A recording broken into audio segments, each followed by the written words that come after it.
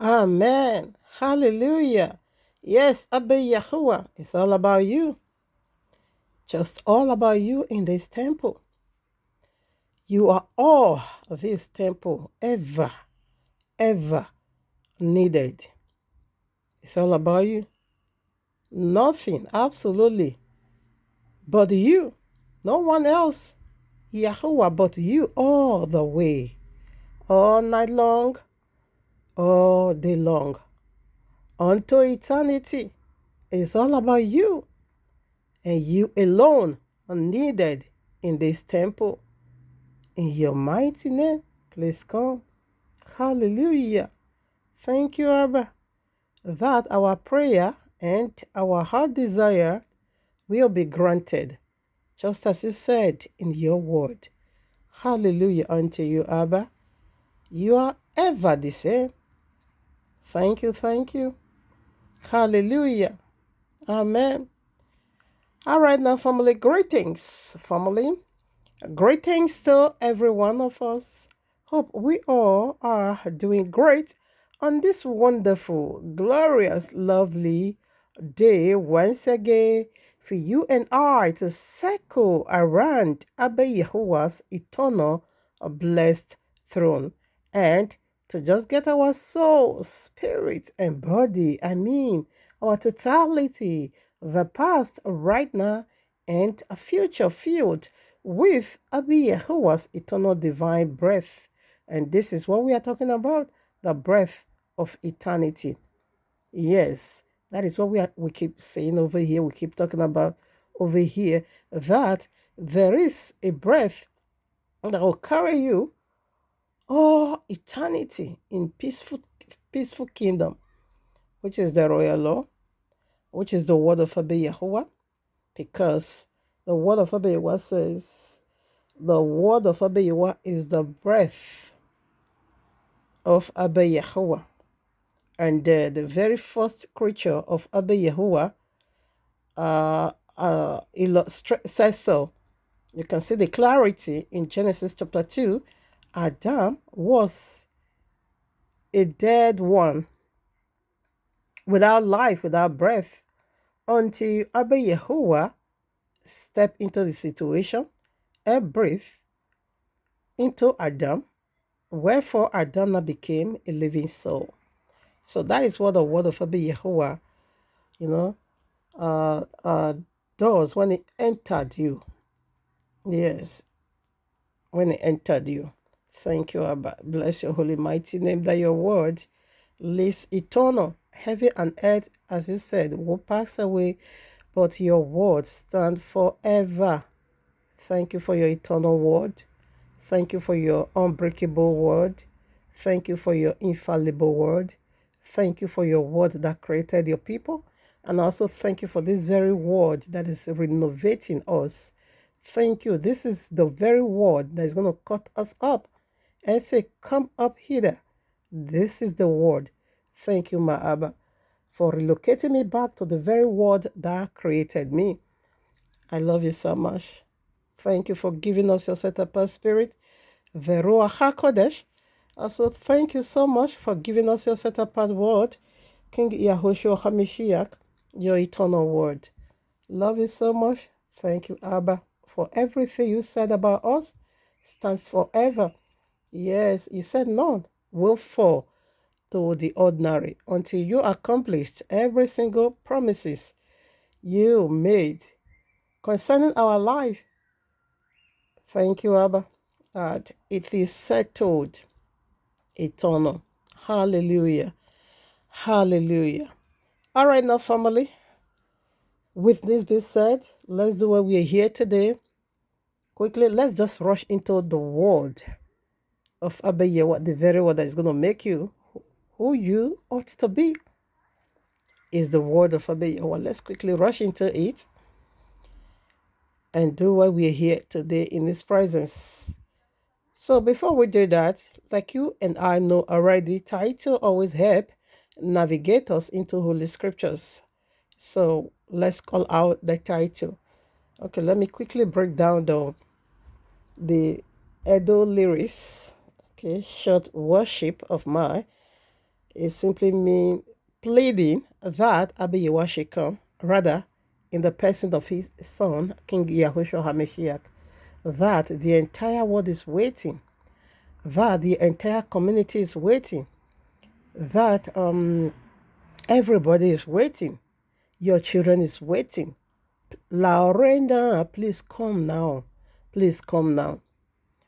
It has been long. Yes, we have been waiting for a very long time. We have been waiting, and we have been fasting, and we have been praying, and we have been watching. Please come now. Have mercy on us. Pity us.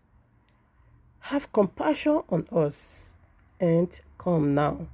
So that is just the meaning of that short worship of mine. Thank you, Abba.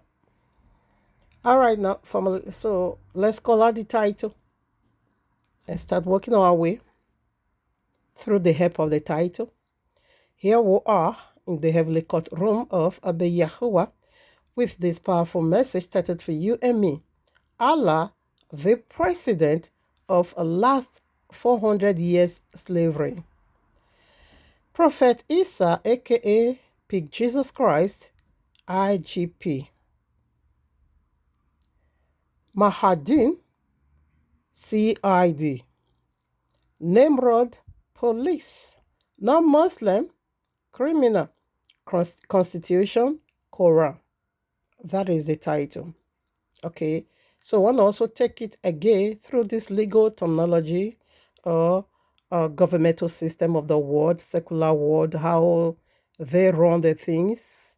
Okay, the Congress, how they put the offices together, everybody in its own department, everybody playing their part on earth. So like I said, the one I did before, if you are into politics, you're going to be understanding it even better than I do because I'm not into the world of politicians. I'm not a political human being. I hate their lies. They lie too much. They are high-ranking devils, and yes, they are principalities. And I wouldn't like you to see the person talking, rather see the inner man behind that they are talking. And that is why I hate all these political movements, because I keep seeing the inner man. I keep seeing who resident in them, which is no other but Allah and Jesus, liars and deceivers, okay? They will promise you heaven and earth, and they will ask, when they're asking you for power, when they're asking you for your support, when they're asking you for your support and to watch with them, to be on their side, to help to elevate them, help to promote them, help to just shoot them on high. Okay, in return, they promise you heaven on earth. You're gonna be so realistic, isn't it? When they come to power, what happened? As soon as they ascend their throne, throw your happy hands. You push them over there. You cast your vote. You vote for them. You believe them. You thought they are reliable. And that was the reason you gave them your support.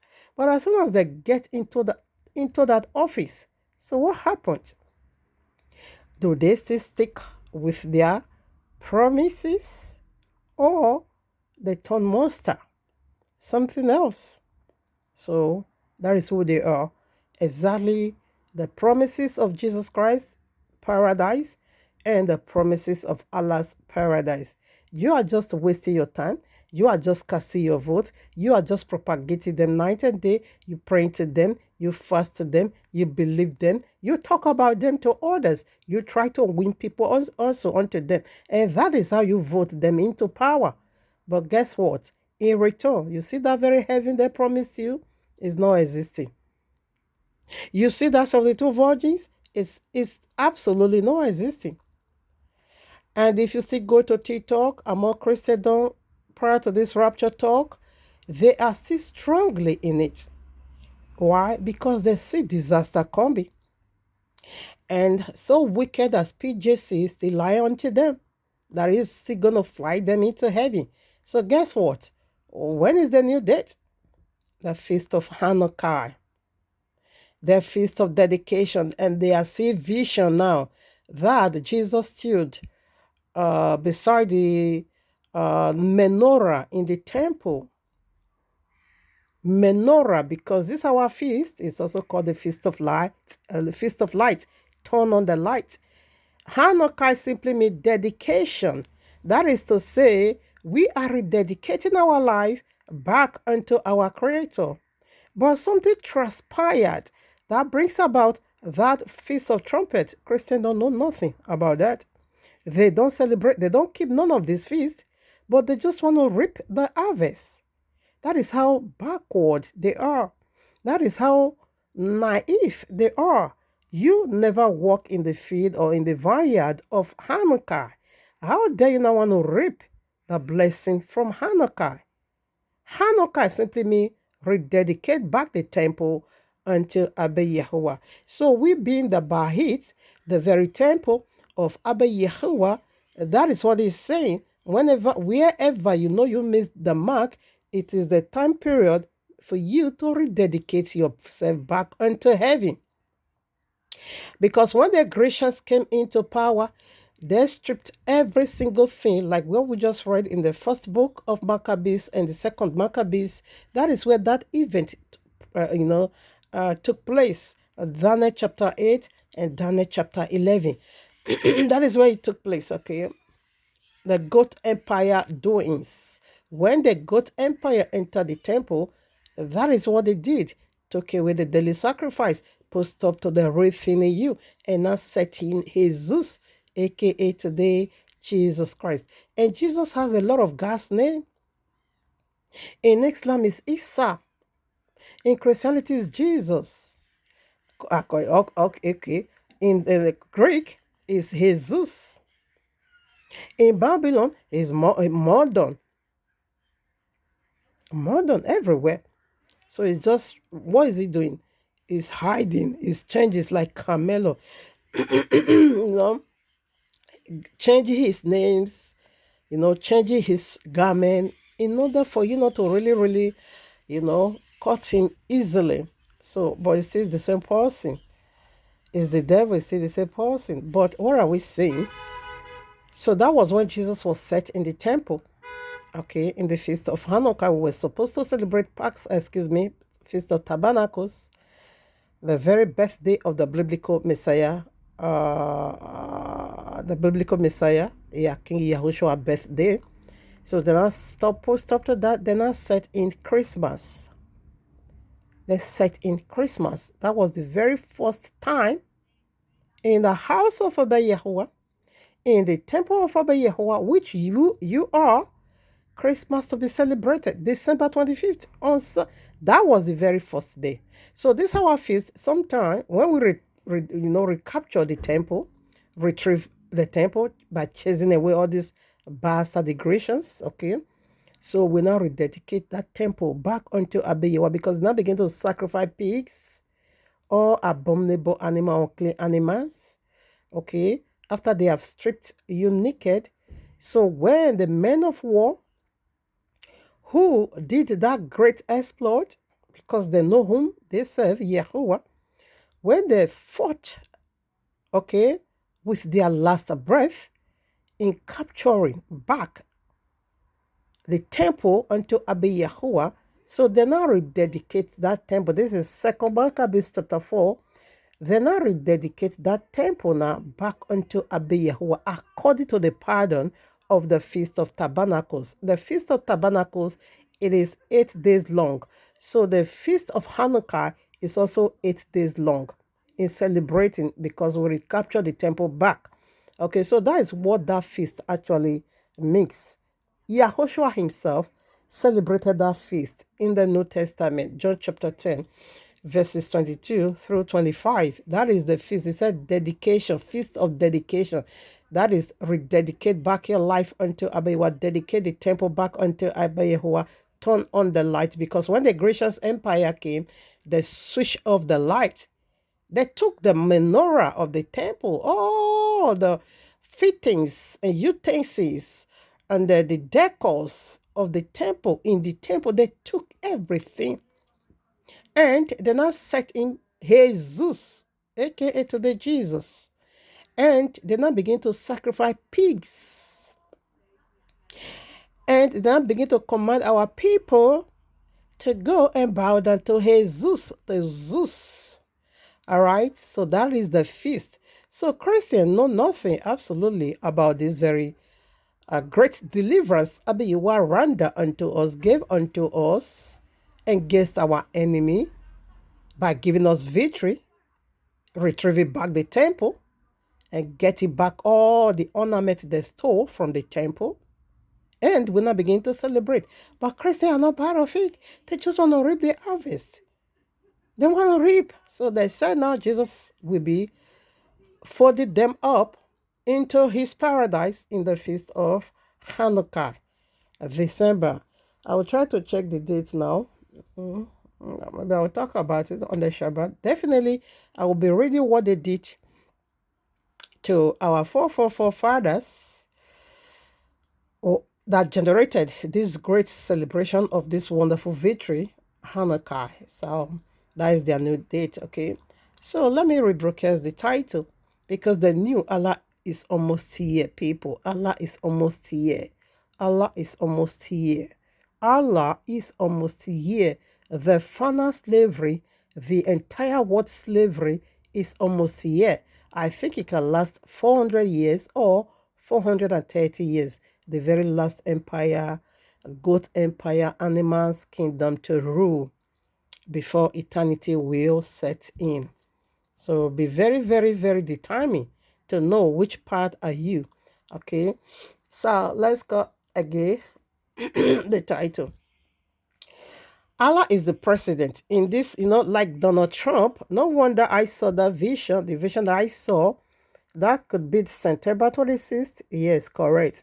I even use it to teach in 2 different occasions, okay? Now, this very figure, Allah, I saw in mosque, right at Jerusalem, Dome of the Rock, Now begin to speak like an American. Okay? Hey you all motherfucker, get the fuck out of this fucking land. If you mess with me, I blow off your fucking head. Okay? So he's the president. As I said, according to the people of the world and the secular world, they said Donald Trump now is the first citizen on planet Earth. So I would like to play their video. Okay, so we will start working our way from here. Exactly, that vision never lies at all. Of course, he can't. Now listen. And we want to fly on a plane, 19 of us. We want to fly all the way to the White House, and we want to tell up yours, we're going to take over. Yeah, and America is ours, and we're going to turn that into a mosque as well. How? By establishing Islam over their heads. When people say, for example, why you want to establish Sharia within UK? Why not back home? Who says that is home, and what is this then? We don't believe in home and away. Nothing called home and away, your neighbors or anything like that, yeah? No, the whole of the earth, who owns it? Allah. And who is the one who is the trustee of the earth? The Muslim. You see? Inna jarahun fi arda khalifa. On the earth, Allah said He will establish the Khalifa. The whole of the earth is meant to be under the authority of the Muslims. Never allow for the kafir to be above us. So we don't look up to the person who worships something less than him. We look down at him. Hello, can I help you down there? You look lost. And that's how the Salafus Salih, they understood. That's why during the time of Salahuddin Ayyubi, when they used to go out in the jihad and we used to get the spoils of war, they used to have captives of war. And there was one farmer at that time, he had 30 slaves, 30 captives of war. With those 30 captives of war, he traded them for a pair of shoes. That's how he understood the kafir. We don't obey the law of the land. The kafir obey the law of Allah. And if he doesn't, he pay the jizya. If not, we give him a one-way ticket to Barbados. And Barbados is not that way. It's somewhere down there, somewhere in the middle of Jahannam. Question mark. If they can be so bold, telling the entire world who they are in this manner, what is their secret plan? What are they doing behind a closed door? What are they preparing? What are they arranging? What are they putting together? He said they're going to be establishing Islamic whatever over their head. He said they're going to take over America. No, he say they will. Not because he says so. Not because Quran says so. That is why I'm so sold into it. And that is what this platform represent, represent the very last event to step into eternity. Represent the word of knowledge, wisdom, preparation, building of your ark, having plan A and plan B. If A doesn't work, switch right away into B. Don't begin to, navigate your way out when the kingdom surface. Do it beforehanded. Prepare your home beforehanded. Not when work comes before you begin to run. No, you're going to be so disorganized. You won't be, you can't put yourself together to really, know what to do. You're going to be short of ideas, short of ways, because you're going to be so shocked of what is going on, because you allowed it to take you by surprise. So this platform stood for awareness, creating awareness, to let you know the very movement of heaven and hellfire. I'm sorry, like you know already a minute. Again, spiritual world is so dirty. Now that they multiply their weapons of mass destruction, I also need to multiply my fasting. Like I said, 4 days a week, no food, no water. 3 days a week, I eat. Okay. So you just heard what I said. I would like us, first of all, to look into this very, very important scriptures. Almost, to my best of knowledge, almost everybody ignored. We keep typing, Abraham blesses his man. Abraham blesses his man. You keep singing, you keep reciting it. I think a lot of people memorize Genesis chapter 12, verses 3. I can confidently say that, a lot of people, especially to be precise, Christian, you memorize that. And what is that? I will bless whosoever that blesses you, and I will curse whosoever that curses you. You memorize that, isn't it? You keep typing from Abraham blessings. You keep typing, Abraham blesses is mine. Abraham blesses is mine. But there is a mistake of Abraham that generated a lot of things you are typing from Abraham. You see, as you are typing Abraham blessings, in like manner, the mistakes of Abraham hanging around everybody. I cannot say because that mistake is there, I will refuse to type from the blessings of Abraham. I cannot say because he made that huge mistake, therefore I'm going to be denying Papa Abraham, the very friend of Abba Yehoah, whom Abba Yehoah promised and say, I'm going to make your name great. And indeed, Abba Yehoah fulfilled that. Paradise is named after Abraham. Abraham bosom. That is paradise. The very one the scientists call Jupiter. It is simply is the biggest, is larger than heaven. They said about how many millions of the earth can fit into Jupiter's. They said over 2-3 millions of earth, this very earth size.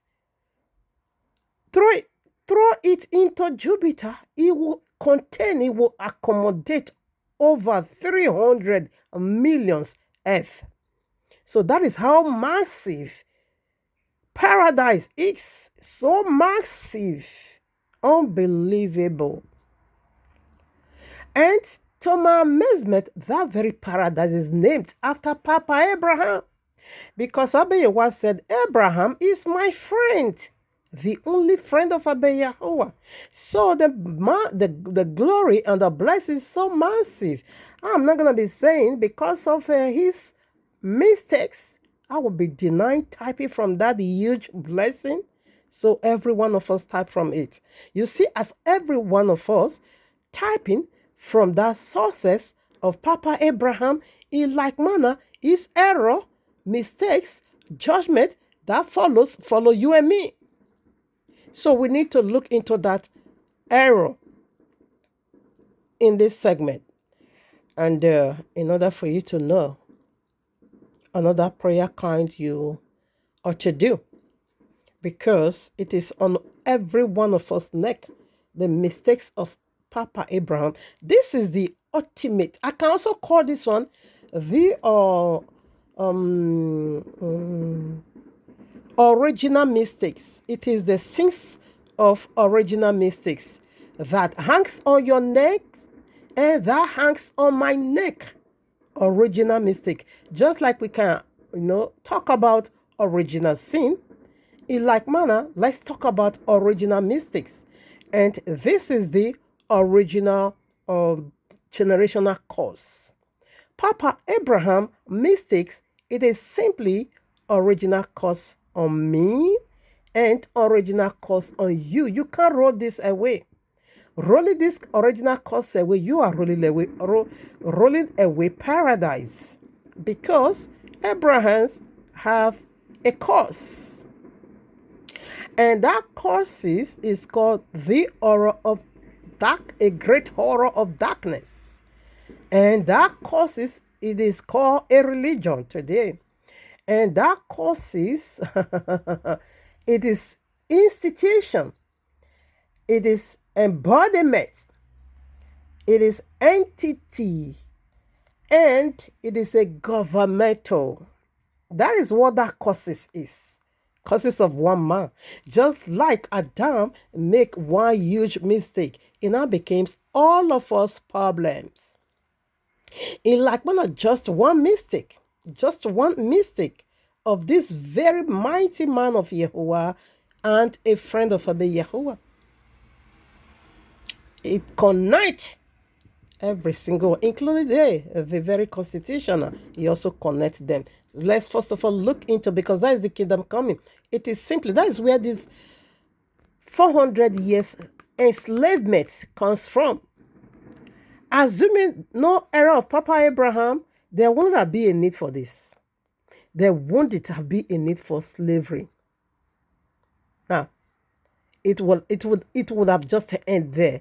Redemption, salvation. Okay, we will be preparing, jubilating, to navigate in receiving the King of Kings and the Adonai of all Adonais. There will not be a need for Sharia law. There will not be a need for what they call great tribulation. No, there will not be a need for that. No, there wouldn't have been a need. So let's talk about the curses of Abraham, which is the very generational curse. Afterwards, we will now look into what Quran, because they are coming. Police, salary breakers. Allah himself is the commander, is the general overseer. It is the very general overseer, the Papa G.O. Always remember, Allah is the greatest of all deceiver. Always remember, Allah is a snake. Always remember, the name of Allah simply means curse in Hebrew. When you now take it to Hebrew concordance, the number that came out from the number, because you know they teach with number. Hebrews is not just, they are not only teaching, or they don't just only have alphabet, they also have numeric code. So the numeric code of this word called Allah, when you take it to alphabet, you can't decode it, but take it to the numeric code, and you will take the value of the numeric code. Then you're going to be seeing the cost serpent, the very cost serpent. You see how Allah is being written? Written is like a snake. Whenever I see the written name of Allah, it always blew me off. Did I share that video here? Always blow off my mind. Yes, this is how Allah is being written. Did you know that Allah in calligraphy actually looks like a serpent? A serpent. And that the Greek number 666, again in calligraphy, is identical to the Islamic phrase name. In the name of Allah. It's also in his vocabulary. It's also in his doings. Because I could read the text. It's also in his character. It's also in his throne. It is also in his reward. It is also in his men of war. And then you had this symbol. The cost serpent. Let's listen before we proceed. Just like a snake. So is the president of this kingdom.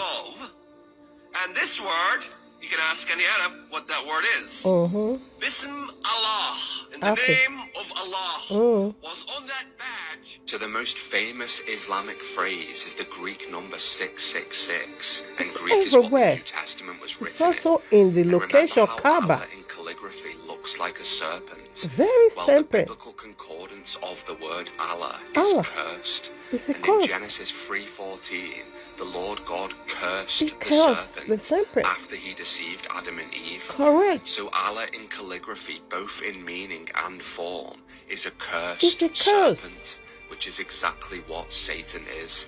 Allah, the cursed serpent. Serpent. On the flags of Islamic countries, Alright. there is often depicted the five-pointed Did you star. just get that? So, and he's also the very one that attacked Mama Sarah to be given this wrong counsel again. So let's look into the curses of Abraham, the very one you and I also inherited. You not just let the blessing. Come on now. Come on, Yesha knows the truth. And the truth shall set you free. Another kind of prayer point for you. So should we read, because Allah is the president. You know, Allah is not going to, it won't go into battle like Donald Trump. Just remain in that throne. Just remain in that satanic office and begin to give out sign. Any battle you want there to carry out for you, just go ahead. Look at all Donald Trump's life, and that is Allah in this 400-year slavery. It could exceed that, okay? Now, the second figure here, IGP, you know, Jesus is a prophet in Islam. Always get that clear. And not just a prophet, is a big fish over there. It's a very, very popular figure over there. Is a big name over there. That Allah is sending Jesus back, okay, to come refute the Christianity Is coming right back again as a radical Muslim to refute Christianity and say, all right, let's because it's their teaching, okay? I would like every one of us to understand this. Muslims believe that Islam is a religion of all the prophets of the Bible, starting with Adam. They actually believe that Jesus is a Muslim. Abraham was a Muslim. The disciples were Muslims. The disciples were not Christians. So they'll tell you Abraham was a Muslim. His religion was Islam. Jesus was a Muslim. His religion was Islam. The disciples were Muslims. Their religion was Islam. Jesus, Isa, bear witness, we are Muslims. That's what it says in the Arabic. Did you know that Peter was a Muslim? Did you know that John was a Muslim? Now, to us, it's a laughing matter, but you have 1.7 billion Muslims who think this is the word of the God of Jesus. And because they think it's his word, they're convinced that Peter, James, John, they were Muslims. What about Abraham? Abraham was neither a Jew nor a Christian, but he was an upright Muslim. Are you catching what's happening in this book? All the biblical characters that you take for granted are mentioned in this book, and yet they've been hijacked and turned into Muslims like Muhammad. This Islam, not Christianity, not Judaism, this is Islam is the religion of your father Abraham, and he named you Muslims both now and before. This is what they're coming to preach, okay? Exactly. And the way they are teaching it, if you are not careful, you will be seduced. So they are coming to talk about this very teaching, okay? So all right. I wanted to say something. What was that? Bring it on. Okay. Okay. Okay. It's all right. It will come back again. Okay. Yes. I remember. Now, this is what Jesus Christ is coming. He's coming back as a radical Muslim. Okay, to convert. According to some verses in Quran, I think I also forgot. I'm trying to also memorize some Quran. Okay, so that I won't be going to their source all the time. We just quote it and get out of there because, yeah. Now, the Allah said the reason, number one reason Jesus Christ is coming back to refute the Christianity, it is because he said he's coming back to tell you guys that he never died, nor buried, nor resurrected. He never told you guys that he is a God. And again, he never told you guys that he is the Son of Man. He is a son of God or a son of Allah. That you guys put a lie on him. I don't know if this will be reachable. Let's quickly also play that. Is their teaching? This is so wide. That was why I asked you and I, if they are doing this publicly, the very one all eyes can access, all ears can hear, what about the one they are doing in secret? That one bothers me so much. And when Dajjal sees Isa, he will begin to melt like salt dissolving in water. Because Dajjal knows his end has come. Jesus is okay. It will be Isa, peace be upon him, who delivers the final blow. All right. At the gate of Lud in Palestine. The Holy Land, where truth and falsehood meet face to face. Christian is the falsehood. And truth prevails. Muslim is once the truth. Once and for all. After that, the world will see peace. Okay. True peace. Not the false peace of politicians. But the tranquility of divine Donald order. Trump, okay. Under the leadership of Imam Mahdi and Prophet Isa. The earth will pour out its blessings. All right now. Wealth will be so abundant that no one will accept charity. Justice will cover the lands like never before. Will become Muslim. The Ummah will unite under one banner, one truth, that is one the kingdom Lord. Coming, yes. And the followers of Isa, the sincere among Started them, will by return Nimrod. to the truth of Islam. The lies written in his name will be erased. Okay. And the world will remember that Isa, peace be upon him, was never the son of God, but the servant of God. Okay. And when his mission is complete, Isa will live on the earth for 40 years. Okay, then pass away as a mortal man and be buried next to the Prophet. I beg. So this is their message. Okay, this is their kingdom message.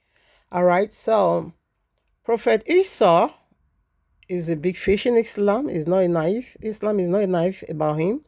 So he is the IGP. So according to whatever department of this constitution, Jesus Christ is the IGP. That is to say, IGP, Investigation General Police. He has already done his own investigation. He knew already Christian is not worthy to be flew into heaven. He knew already Christian is going to genetically modify the organism of Christianity straight to Islam. That is to say, it's going to change their doctrines. It's going to change their teaching straight away to Islam. Never told you any of this. You guys put a lie on me. Okay. So he has already investigated them. Is the general of this movement. Allah is the president. You know, Allah can never be having a vice president because they say Allah alone sits in his throne. He don't have nobody at all. He has nobody. Allah is Ohyokba. Allah is a single man. He has nobody. So that is why I didn't title it, Jesus should have been the vice president. Like ours, Abiwa is the general, is the president, while the Holy Spirit is the vice president in ours because we are Trinitarian. We are Trinitarian, okay? But Allah, not so. It's Ohyokba. It's a single person in his throne. He have nobody at all. It's just an Ohyokba, okay? So that makes Jesus now fall on the office of IGP. That is to say, Investigation General Police. Is the overall. Is the another gbidi. Now Mahdi is the actual Messiah of of Muslim. This Mahdi has double fold office. Okay, is Ishmael is also Mahdi. Okay, is Ishmael is also Mahdi, just like John the Baptist possessed double anointing, double identities. Okay, John the Baptist was John in person, and he was also Elijah, who needs to prepare the people of the book, okay, for the upcoming event. So in like manner, Mahdi is the same. Mahdi is the last 12 imams of Muslim. 11 has already been ruled. 11 has ascended the throne. It was the turn of Mahdi to rule. There, I think it was Christian Crusader persecuting Muslim those days. Crusader, okay, persecuting also Muslim. It was his turn to rule. By then, they said this guy was 6 years old, the very final imam to rule. So Christians came in with their own persecution crusader, converting people by sword unto Christianity, okay? So Christian, we are having the upper hand, and Muslim, we having the lower hand. So they were afraid for him not to be killed. So they're not hiding hiding inside well without water, okay? A dry well, okay? They now said, another man that has sent into Allah's paradise, like the Muslim said, Allah has sent, flew Jesus into his paradise, okay? In Quran chapter 4, verses 157 through 158, that Jesus never died on the cross, that rather Judah were the one who goes to the cross. But this was how Allah did it. He not took the face of Judas and put it on Jesus, and the face of Jesus and put it on Judas. That was how he did that exchange.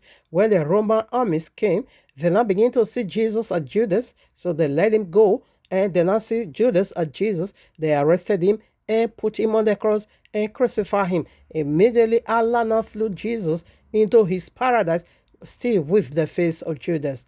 Always note that. I won't let that out. Now, in like manner, Mahdi, the very last imam from their 12 princes, which is their 12 imam, 11 has already ascended the throne of Ishmael, left just this one. Okay, and the promises were being given unto Ishmael, okay, that is going to sit enthroned by his brethren, that is going to sit as a king, also being worshipped. That glory has never been found in Ishmael. And this is the religion of Ishmael. So, Mahdi, in that well of water, without water, Allah now flew him also into his paradise. So, this is the two men. Allah flew into his paradise miraculously, and both is also coming, like we just heard from their Imam teaching, okay, their literature, that both Jesus and Imam is coming in these last days, okay. They said Jesus is the one to kill the anti-Messiah on this ground, the very anti-Messiah Muslims propagating, it is my own Yahushua HaMashiach. It is my own Messiah. Okay, because they said the anti-Messiah will never submit to Allah, and his people won't also submit to Allah. That in the head of this very anti-Messiah, it is really on his forehead, rebellion, don't submit, not just that Messiah also, but his people, that is to say the people that also believe in that Messiah, is also written on their forehead, rebellion. Okay, exactly. So prior to their picture of whatever of their false Messiah, that is my own Messiah. That was why Revelation 19 said, this beast that I sent from the pit is going to make war against the Lamb himself. So Jesus and Mahadin is going to join forces together to fight Yahushua. People, this is authentic source. Very authentic information, very informative, and I want you to be informed. I don't want you to log out. I don't want you to wither. I don't want you to faint at all on this ground. If you are worthy of salvation, right now I'm talking to the 28% elite of Yahuwah in this dojo called Christianity. Okay, I'm talking to you. This is very, very informative, very informative, and I want you to take it into account. So now, Mahadin is possessing double identity. Is Mahadin, because I said he was 6 years old. You always remember Mark of the Beast, okay, number 6. Mahadi was 6 years old. 6 years old. Okay, but for me, 100%, I knew he died of starvation, of hunger, inside that well without water. But Islam want to make it miraculously, and they want us to say that Allah did a miracle over there. And then I said Allah flew him into his paradise. I also give it to you the way you said. But what I was saying is double identity, okay? So now this double identity, what is his office? CID, Criminal Investigative Department. This very Mahadin has already investigated the entire world, and knowing that you all fall apart from the instruction of Allah. You all fall apart from the instruction of Allah. He has also investigated Christianity. He knew they are also out of the way. And this is the fear Christian is seeing in their vision, that something, a disaster is about to fall on earth. So that is why, look at Jesus, the double face. Jesus, double face, is also communicating with Christianity and say, I'm going to be folding you guys into heaven, paradise. But little did they know that paradise, it is the paradise of Islam. So Mahdi is going to be doing is the criminal, is in the department of this criminal investigative department. Now Nimrod is the police. Nimrod is the police, head of police that they sent on the street, on the corners, in the house, shops, wherever, community, wherever. It is Nimrod, because Nimrod, first of all, established this one world order. It came from Nimrod. These abominations of the earth came from Nimrod. Nimrod taught people against Yahuwah. Nimrod taught people that they can go to heaven without Yahuwah. Nimrod taught people how to build that Tower of Babel, the skyscraper. Nimrod was the one who taught the people of the book never to hearken, never to listen, obedient unto Yahuwah. Nimrod simply means rebellion.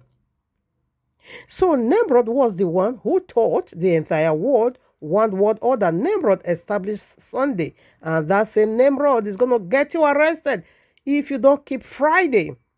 And Nimrod is the police assigned in the four corners of the earth to arrest people. Now, who are the people?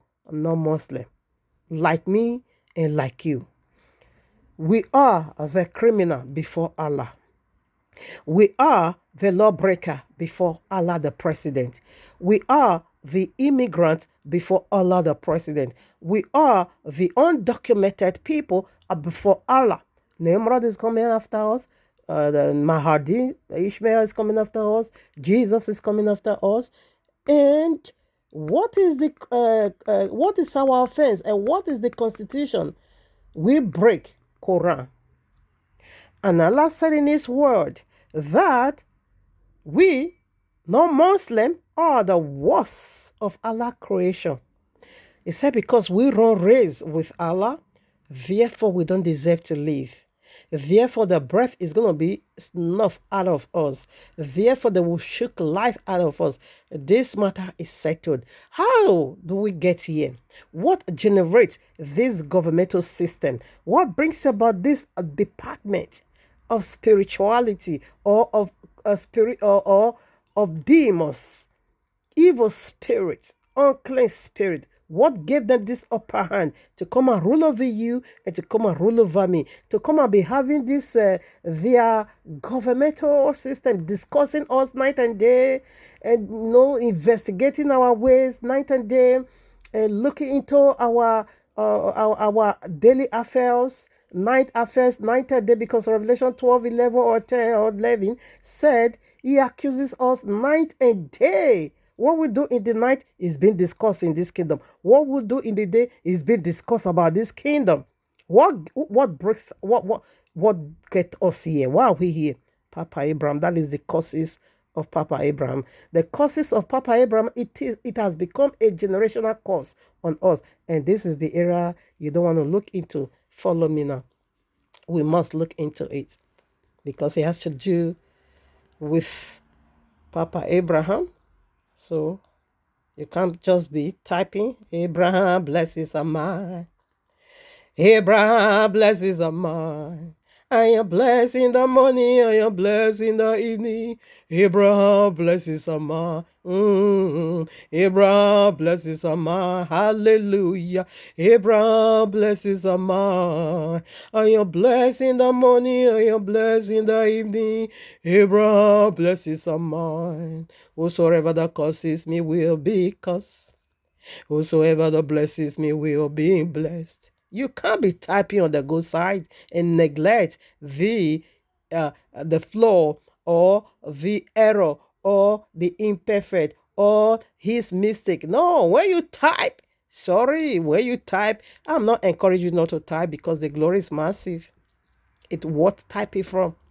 We also know that when you are typing everything about Papa Abraham. You type both the good and the bad. Let's talk about the good, the bad, before we not talk about the good. Because the good will be, I think, next week Shabbat. Or rather, this Shabbat, excuse me. Be looking into the marital. I will also play this song. Marital song of King Yehoshua HaMashiach that needs to hold on until you resurrected. It calls them my slaves. We often identify ourselves proudly as Muslims, but when Allah speaks in the Quran, you're gonna see how she gonna, masquerade this word called slavery. Let's go back there. Allah is a slave master. Okay. Allah is a slave. There's no relationship of father. Abba said, come, let us reason together. Allah don't have that reasoning together. Allah just said, follow me blindly. You don't have the right to question me. Whatever I said, just say, okay, and follow me. But Abba will not so. He said you should prove all things to see which one is good.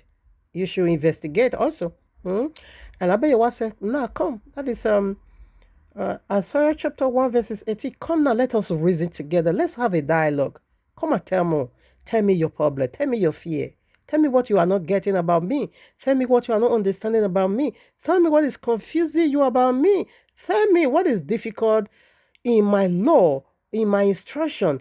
Tell me what is difficult. Which part, which way? Come on. Now let us reason it together.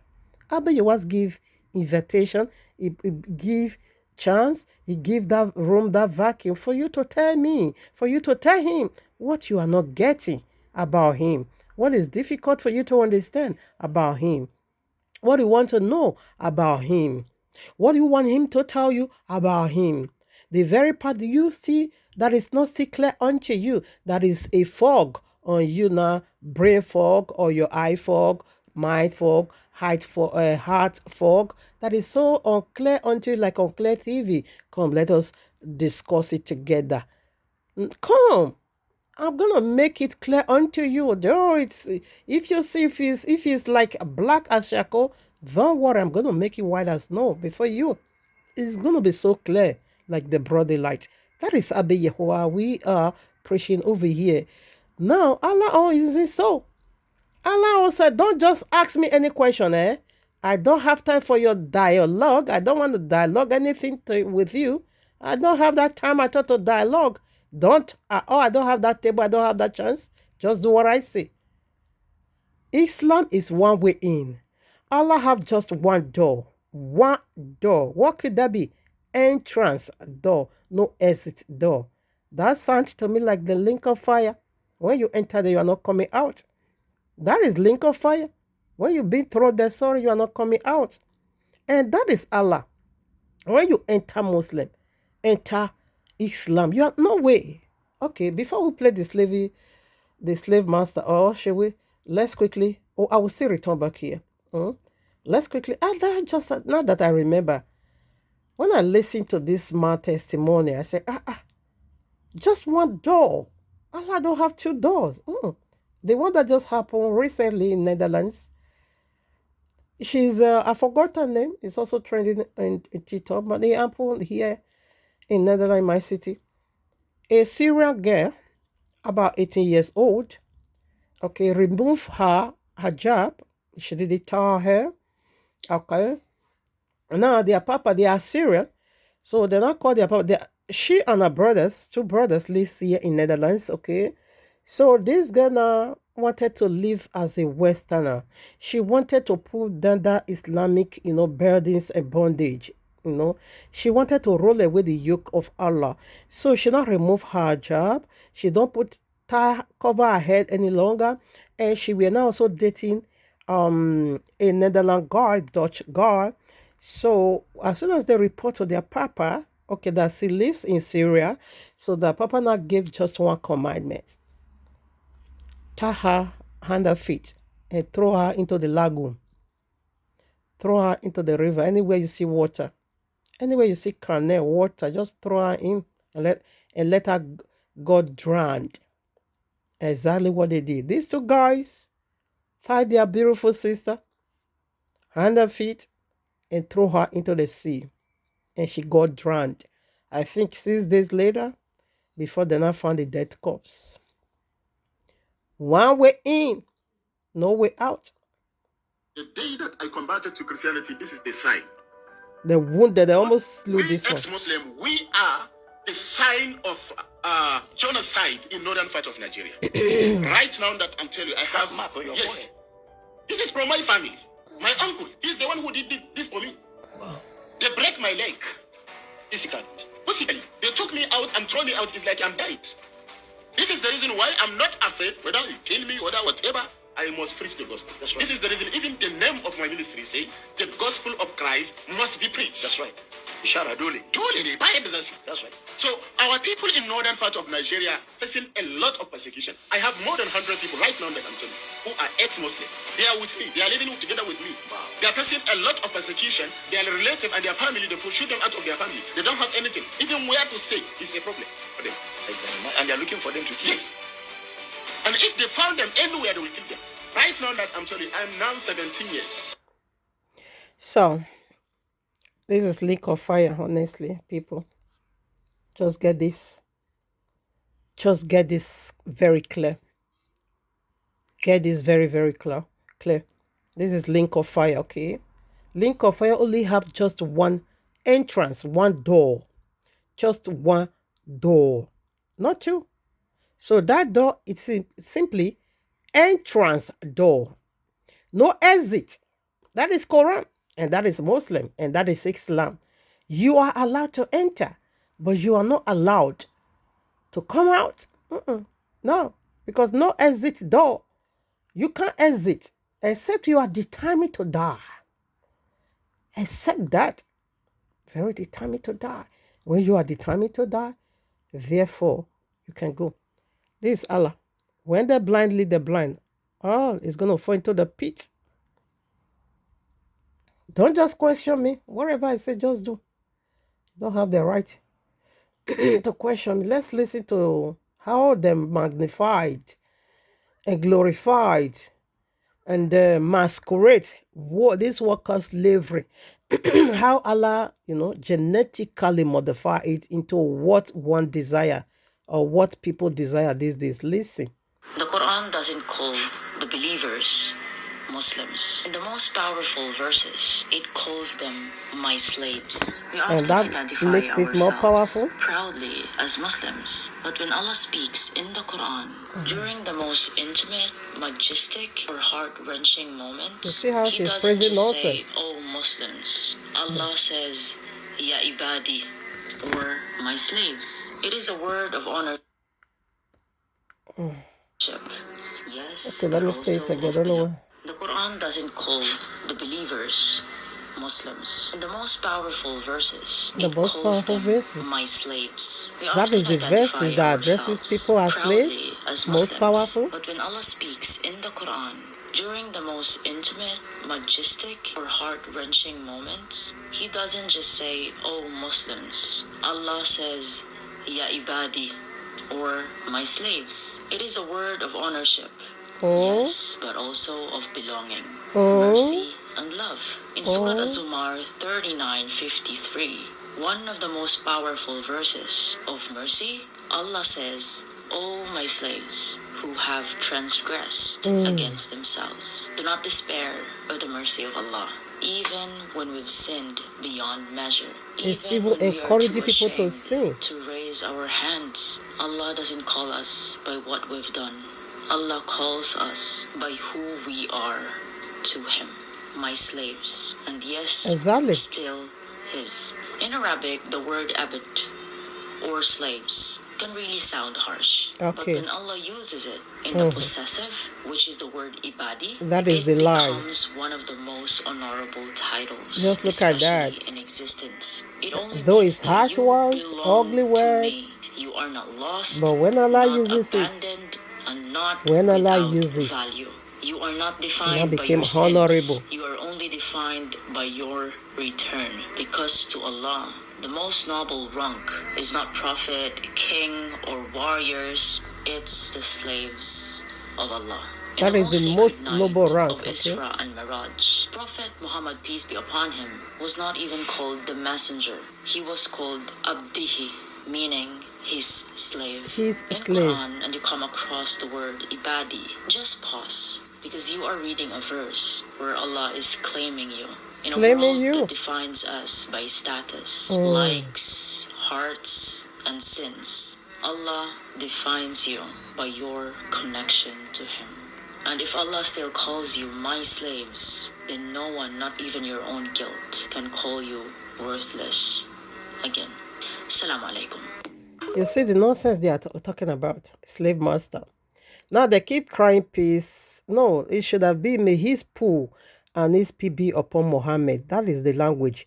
Because if Muhammad is in paradise, why keep crying peace and peace? Why the peace?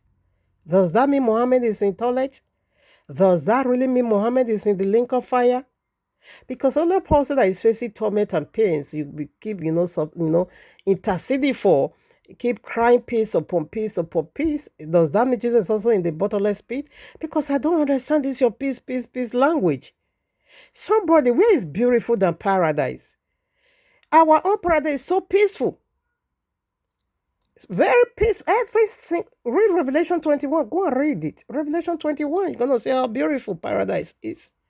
Rather, the ones in paradise should have been the one interceding for we that is still in this rotty stick earth. Not the we that is facing, pollution every now and then. We are still the one praying for people already transit into paradise. What is going on? What is going on about this peace, peace, peace, peace, peace? What is going on, Islam? What is going on? What is the meaning of this peace? You are crying. Does that mean the people that died as a Muslim goes to link of fire, just as Allah has said in Quran chapter 19, verses 71 and 72? Was that the reason you guys keep crying peace? Because if they are in the better place, no need for you that is in the filthy land, be praying for people that already transit into angelic being. What? Peace, peace, peace. Anyways, now Sabi, no consign me. So, you heard already, Allah is a slave master and is going to be addressing you now as he's a slave. That is the only relationship going on in this kingdom. So, people can only offer what they have. Okay, so what generates this very, very slavery system? Let's go now. Like I said, follow me. When you read Genesis chapter 12, Genesis chapter 12, where we're going to be starting working our way. Let me see. First of all, let's first of all deal with the generational curse.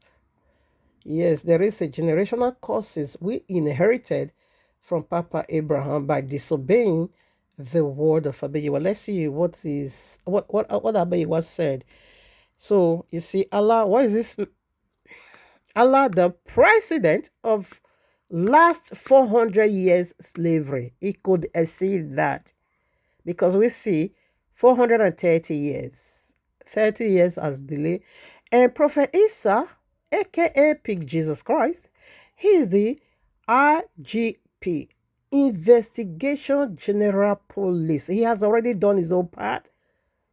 Okay, Mahdi that possessed double identity, Ishmael and Flash, the last prophet, the last Messiah, because everything is last in Islam. Mahdi is CID's criminal investigative department. That is his department. He has already done that spiritually. Nimrod is the originator of one world order. It's coming to finish. He's the police. He is the police. That is his office. Non-Muslim, we are the criminal. And criminal, which means you break rules, and you break some certain rules, or you break some rules, or you break rules you break rules in this governmental system. You break their rules. You break the rules of red light because it is red. And whereby he says, stand still, don't cross his danger, and you still cross judgment.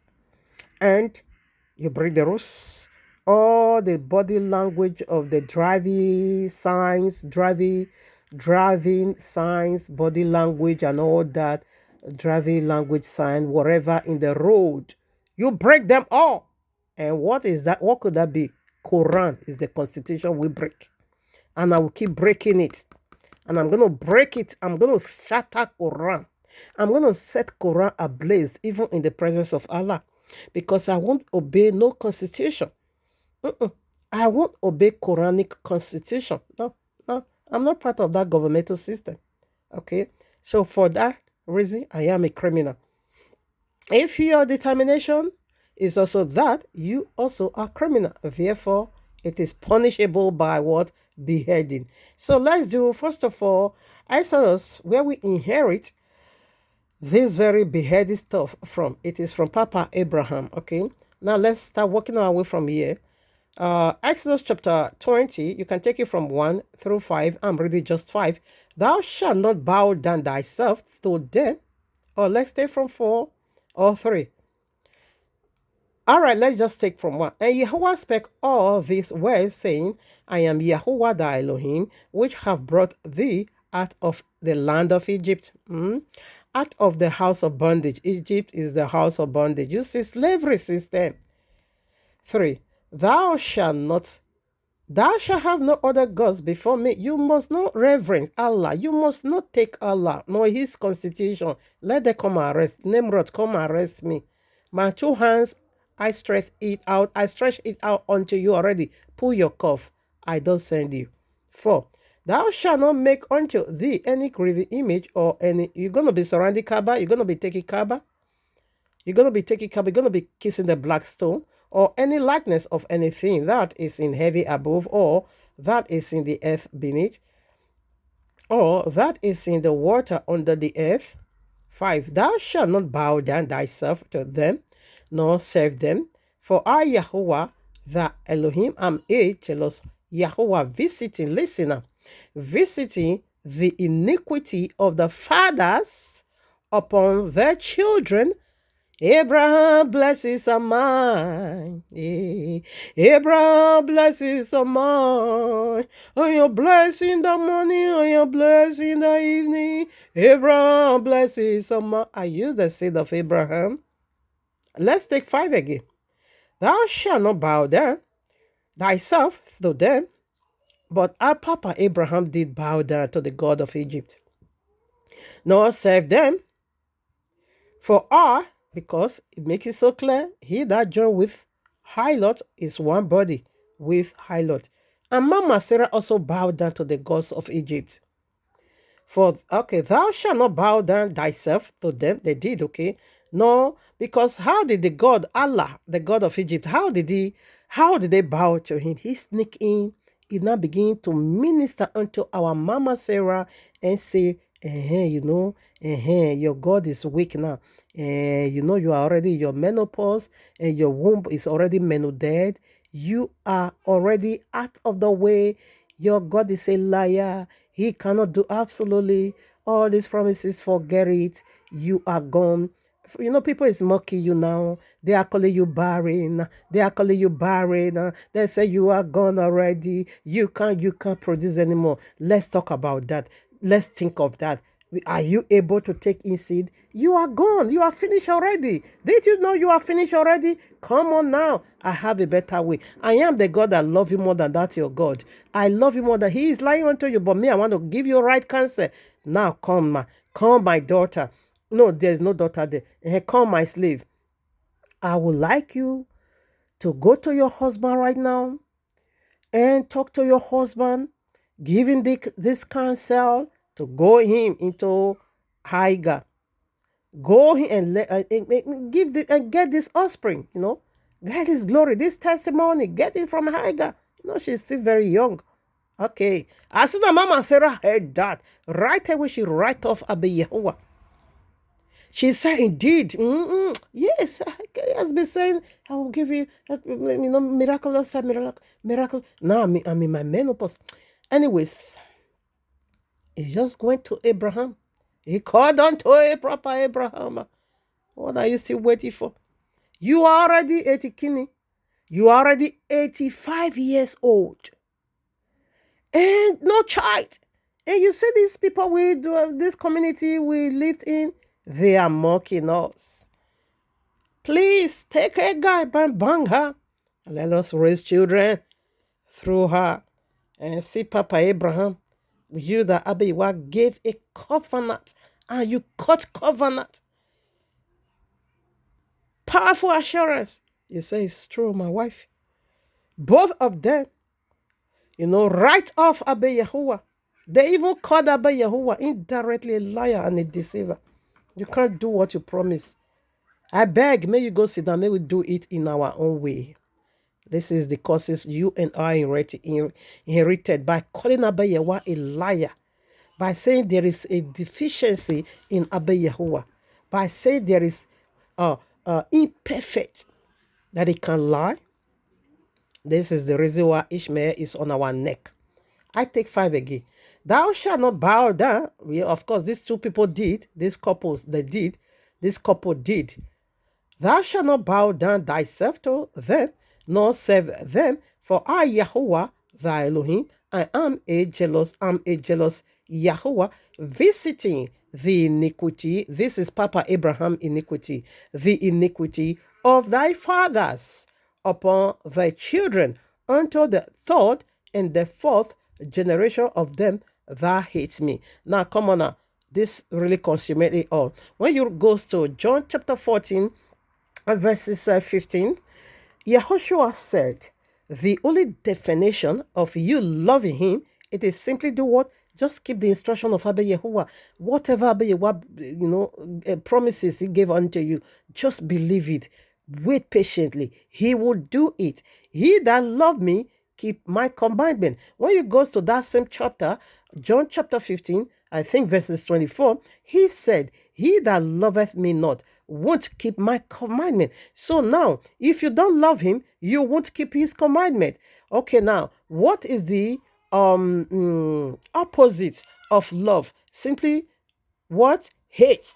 And Yahweh said, I'm going to punish you for the sins of your forefathers. Okay, because he hates me. You that is the promises I give unto you, that I'm going to make you father of all nations. You couldn't take it to heart. You cast it down. You let Allah rob you of that understanding and not set in. Oh, Shandalabo Sekeyaba. Come on now, talk to me. Oh, Shandalabo Sekeyaba. You not allowed Allah, sneak in and not begin to give you his version, foundational breakdown of the royal law, of the promises, of the covenant. You now begin to take counsel from unclean spirit. You now listen to the counsel of unclean spirit. You now acted according to what he told you. You now brought in Ishmael, they say the serpent. Sword on your neck.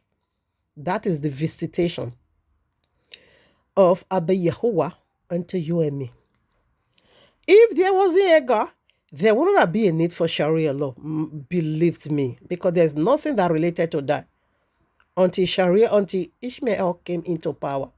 Now let's go to Abraham blessing you are typing from. Sorry, you are typing from that blessing. The mistake, the Allah that deceived Papa Abraham, because he deceived the entire world.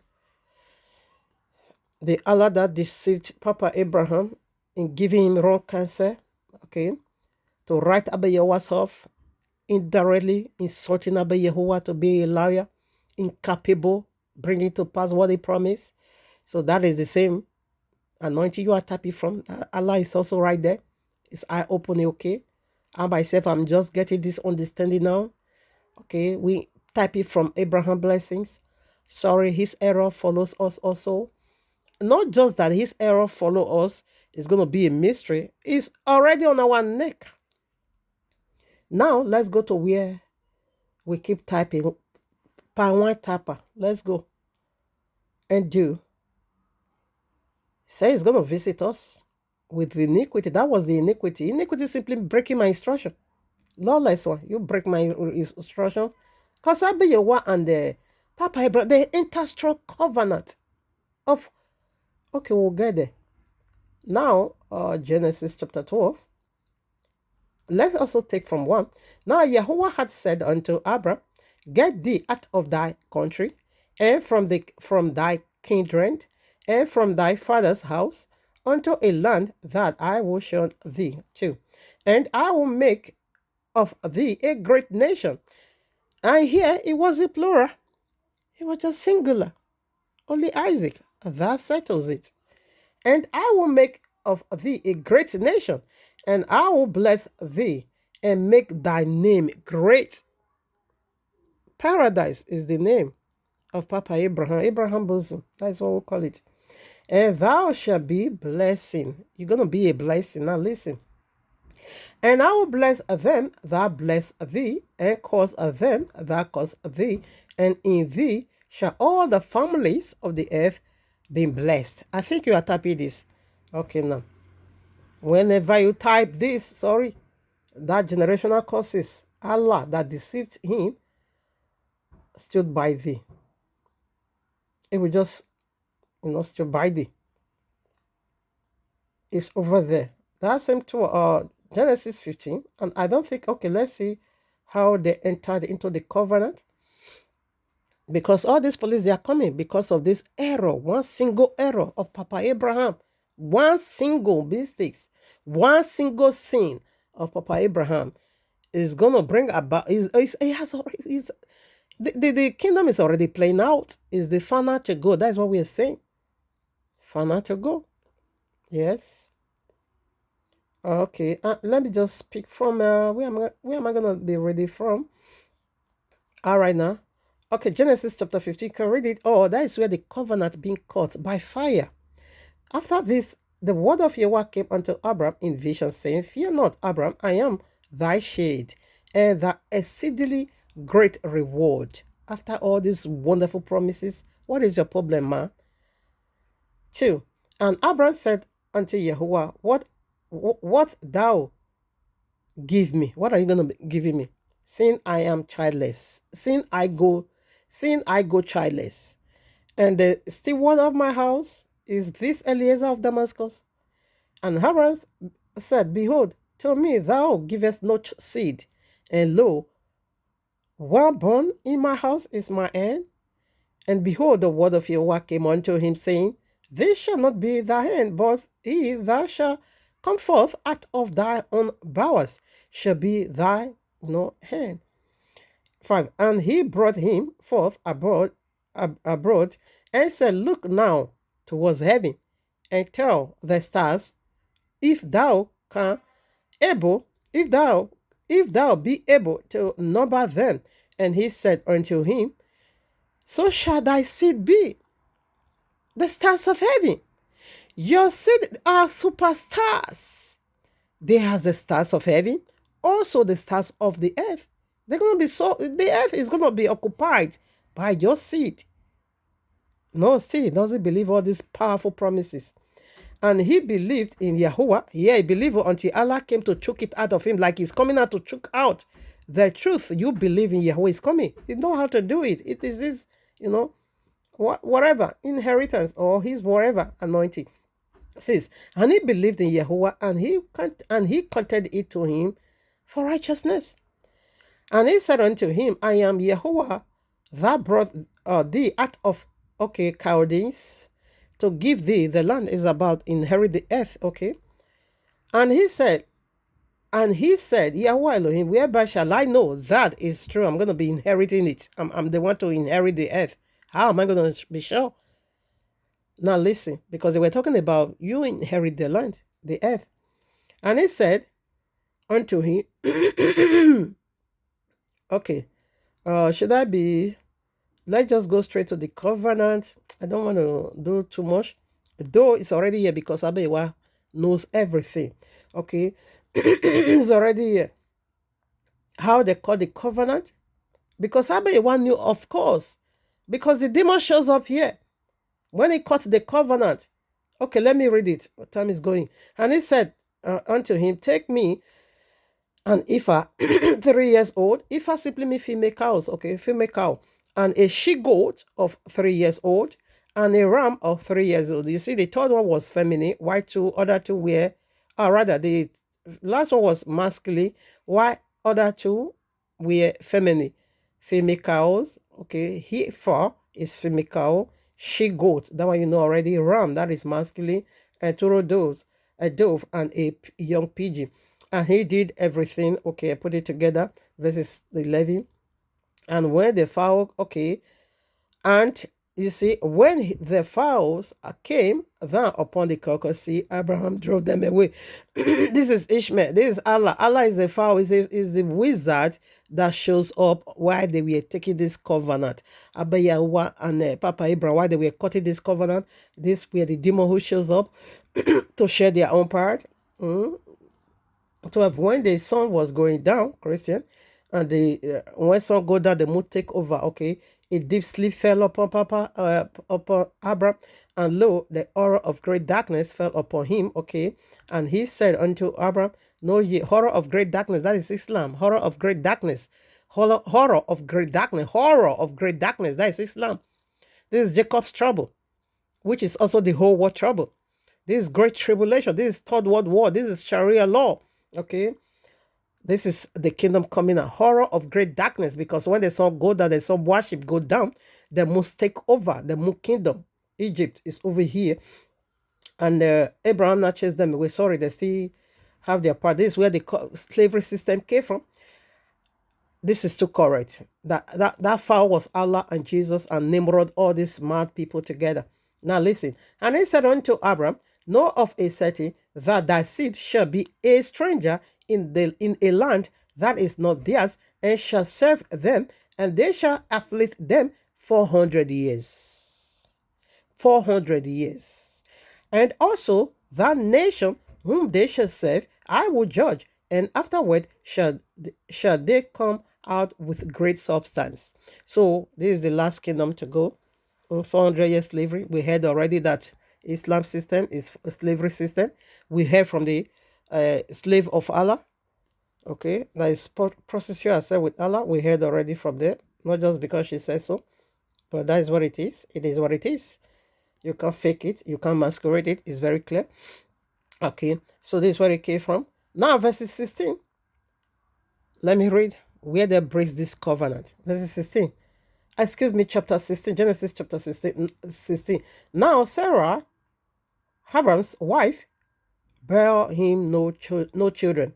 And she had an handmaid, an Egyptian, whose name was Hagar. And she said unto Abram, Behold, now Yahweh hath restrained me for bearing. I pray thee, go in unto my maid. It will be that I may obtain children by her. How dare you say Egyptians should come and take care of your bed, your matrimony, your holy matrimonial? And remember, Abi was said in Hebrews chapter 12 or 13, rather, verses 4.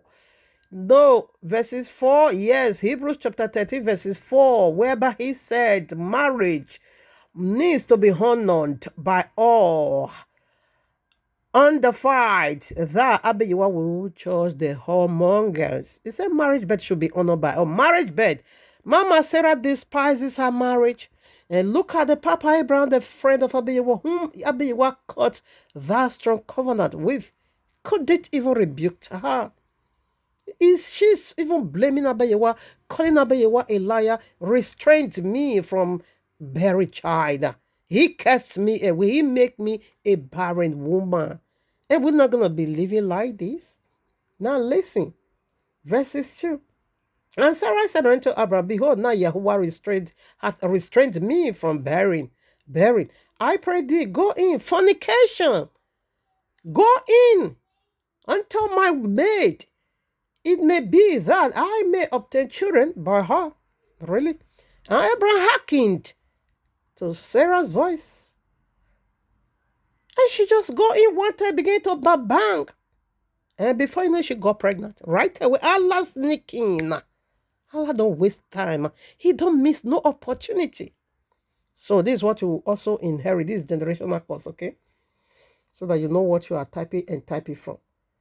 So now Galatians chapter 4. Let's see. This is what you inherit. So they're here. They are already doing their investigation. Allah is the president. He's giving his commandment already. I hope I'm able to read all these verses that I want to read here. Galatians chapter 4. Galatians chapter 4. From Ishmael, should we be... No, okay, yeah, we'll stick on there. Galatians chapter 4. Let's read now. Verses 22. For it is written that, because Papa Abraham was 86 years when he gave birth unto Ishmael, and Ishmael was 13 years old when they do circumcision. Ishmael came from uncleanness, from the uncircumcised body of Papa Abraham, from excess luggage of Papa Abraham. That was his uncleanness. Okay, he came from a filthy body of Papa Abraham. Okay, uncircumcised body. So they are the son, they are the, that is why they are so filthy. Their kingdom is filth. Now listen, 22. Galatians 4:22. For it is written that Abraham had two sons, that one be a band, the one be a band made, the other by a free woman. Do Papa Abraham have only two sons? Of course not. Keturah also bore him children. You can see Genesis 25. 6 boys. 6 warriors. So why is he saying Abraham have 2 sons? Goes to Genesis 25. You're going to be seeing 6 sons from Keturah. Hagar, 3 women. Abraham deal with 3 women. So he deal with 3 women. Hagar 1, Sarah 2, Keturah 3. And Keturah gave birth to 6 sons. So why is it say, yeah, Papa Abraham have 2 sons? Should I take it again?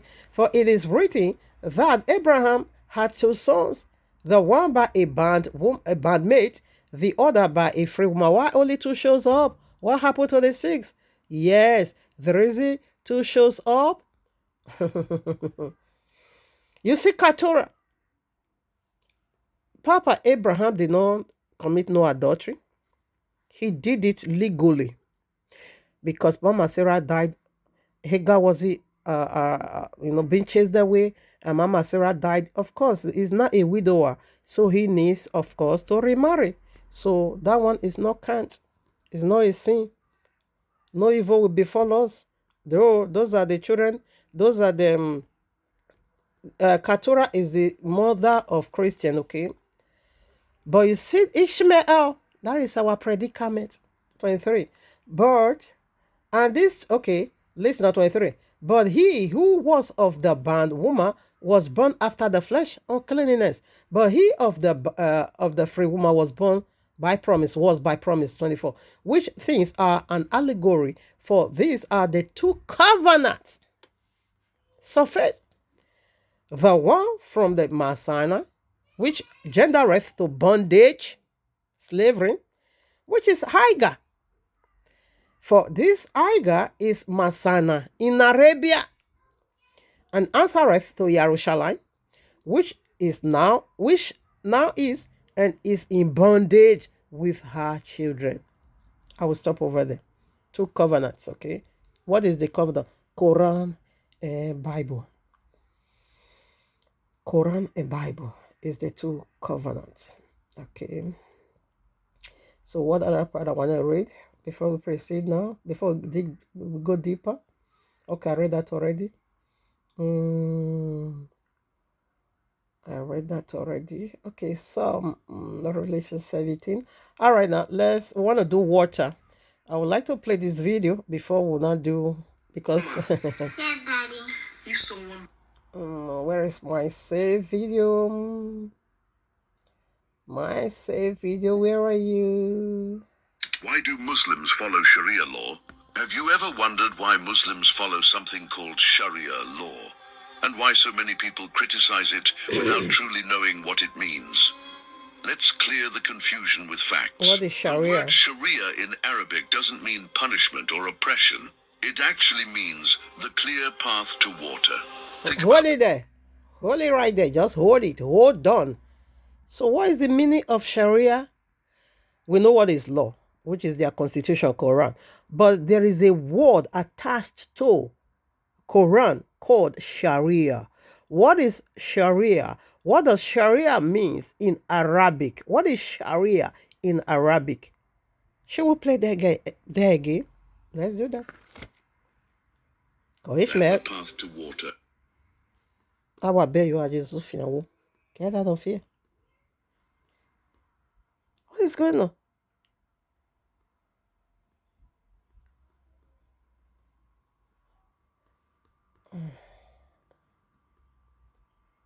Oh my Abba. I will bear you are. I'm not the craze. Why are you people stressing me? Anyway, let me also. All right, now let's just leave it. It's really stressing me, man. Oh, no, they stress me now. Okay, let me just leave this one. All right.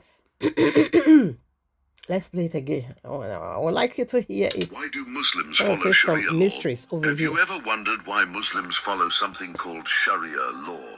And why so many people criticize it without truly knowing what it means? Okay. Let's I want to clear the know what confusion it with means facts. right now. The word Sharia in Arabic Through doesn't the mean eyes of the punishment royal or law. oppression. It actually means the clear path to water. Hold Think about that, on. the path to water. Hold on. So let's take it step by step. So Sharia simply means clear path of water or to water. What water? Clear what? Clear path to water or of water. Is it to or of? Let's listen again. Something essential for life itself. Life, Why do water of Muslims life. follow Sharia law? Have you ever wondered why Muslims follow something called Sharia law? And why so many people criticize it without truly knowing what it means? Let's clear the confusion with facts. The word Sharia in Arabic doesn't mean punishment or oppression. It actually means the clear path to water. Think about that, a path to water. Something essential for life itself. In Islam, Sharia is simply the complete guidance that Allah revealed to help people. Shut up. So did you just get it? Water is essential. It's the number one thing we need here on earth. Yes. I see people doing 40 days water fasting. I see people doing 30 days water fasting. I see people even doing 50 days water fasting. I have never seen people doing 40 days dry fasting without water, because water itself is life. And Sharia law just confirmed that. Quran and the logo of Quran in this their governmental system, it is simply clear path to water of life. People, are you getting this? So let's go. Let's go. Follow me. I will unlock unto you, first of all, through the eyes of the royal law, what water means. And afterwards, we will also come unto Islam and see what water is. The very water. The very, very water. Because according to them now, from our understanding, to Islam now, we all are thirsty. So we need to drink water. What water? You want to satisfy your soul with water. Your soul can't live without water. Oh, what a water, what a water, what a water. Anyways, let's go. Follow me, like I said. Genesis, this is where the covenant came. Genesis 17, you can read it all. Circumcision's covenant. Ishmael circumcised when he was 13 years old, but he was birthed from uncleanness. Now, we read now 20. Should we take from 20? Where by Papa Abraham, we're negotiating. You make error, you don't just let it be. Because Isaac is still not yet here. He was still negotiating. Just pour that blessing upon Ishmael. Okay, let's take from 17. Genesis 17. Oh, should I be doing... Okay, no, this is where the promises came from. No. Rather, I want to read 20... Is it 21? Yeah, Genesis 21. You can also read 17. That is where the covenant came from. Okay, about Ishmael. Okay, let's go back there about their 12 princes. We have 12 princes, which is their 12 imam today. Where is it now? 20. Genesis 17:20. And as for Ishmael, I have heard thee. Behold, I have blessed him, and will make him fruitful, and will multiply him exceedingly. 12 princes shall he begat, and I will make him a great nation. It is Islam's time to shine, people. Ishmael is coming right back. And mind you, these people, they are not coming back as a ugly people. They are coming back as a very captivating people. When I saw Ishmael in the vision, he was so captivating. And power was by his side. You know what is the meaning of Ishmael? Read Genesis 16. Abiwa gave him that name. That is to say, when Muslims come, Yahuwah will hear. I keep seeing some Christian apologists saying Ishmael are Muslim. They never have no connection with Ishmael. They connect to Ishmael through their mama side. Spiritually, physically, they connected. They connect to the God of Allah through that slavery. And Hagar enter into the family through the tricks of Allah, the cunning craftiness of Allah. So indeed, they connected. Allah is the God of Egypt. You can't do that. You can't just undo that. So they know what they are saying. They are connected. Okay. He said, I'm going to bless Ishmael exceedingly. So 12 princes is flash their 12 imam. Okay. Let me take that 20 again. And as for Ishmael, I have heard thee. Behold, I have blessed him. So I have already done it. I have blessed him, and I will make him fruitful. And you see how they are giving birth. Procreation in Islam, it's 5 and 6. And will multiply him exceedingly. 64% of the world population, it is Ishmael. 12 princes shall he begat. 12 princes. These are 12 princes. It is simply flash. They are 12 imam. All right, now, so let's go now to 21. Let's quickly rush and see something over there. Kingdom is coming. Okay. Should we take it from and the water was spent. Okay, yes. When as soon as the promised child was birth, Ishmael was sent out of the family. Ishmael was out, utterly get out. And the reason, I also forgot I should have been doing that also. I forgot the book chapter, the book of Yeshua.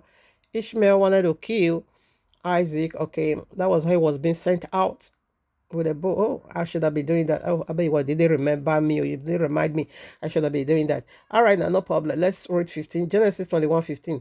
And the water was spent. That was why. I bet you what you see the way Allah used Mama Sarah to cancel Papa Abraham in bringing this kingdom of Allah. They gave Allah upper hand over us. Now, when Isaac was birthed, right away Ishmael sent out, rejected. Okay. And that cancel also came from Mama Sarah. So Abraham has said, he said it grieved him exceedingly. Abraham said, come on now, listen to her and do what she said. So what is Abba Yahweh saying? You see the way when she cancel you, giving you cancer to go and have sexual intercourse and defy your marital bed in bringing in a demonic son, in like manner, you see the way you listen to her, in like manner, listen to her right now and do whatever she asks you to do by sending out of the house Ishmael. And it was so. Okay. So while they were living, Papa Abraham was sending Ishmael out of the house. I don't know what is going on with my computer. It's very sensitive and jumping left and right.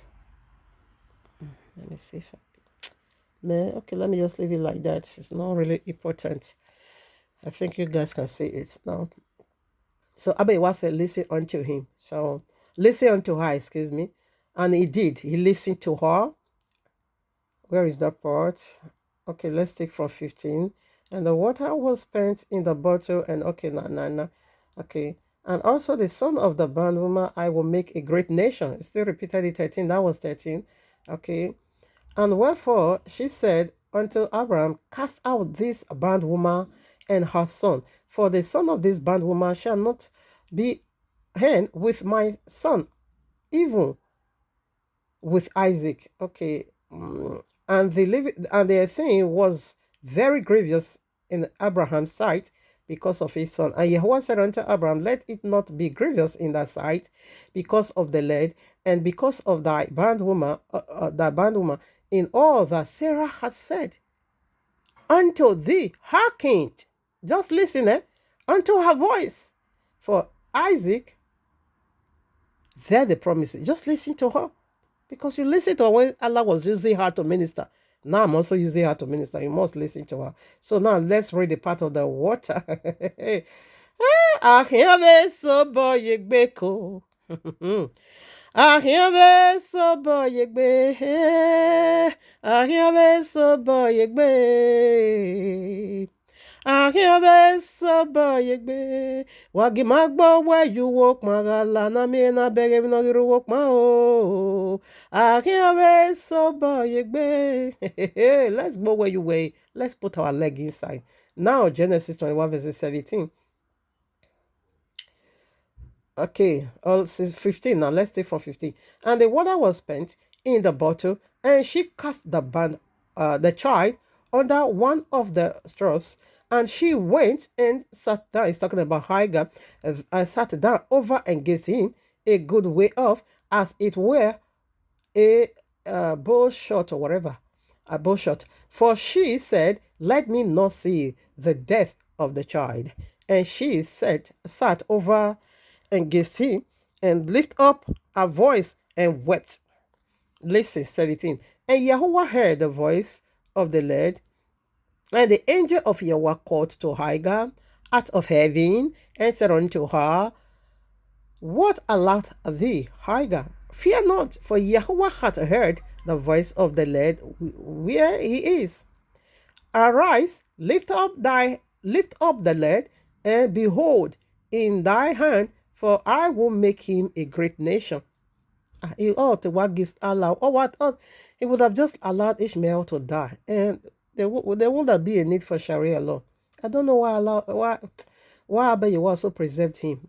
Yes, because it's Yahweh. His promises is already there. 19 now. And Yahweh opened her eyes, and she saw a well of water.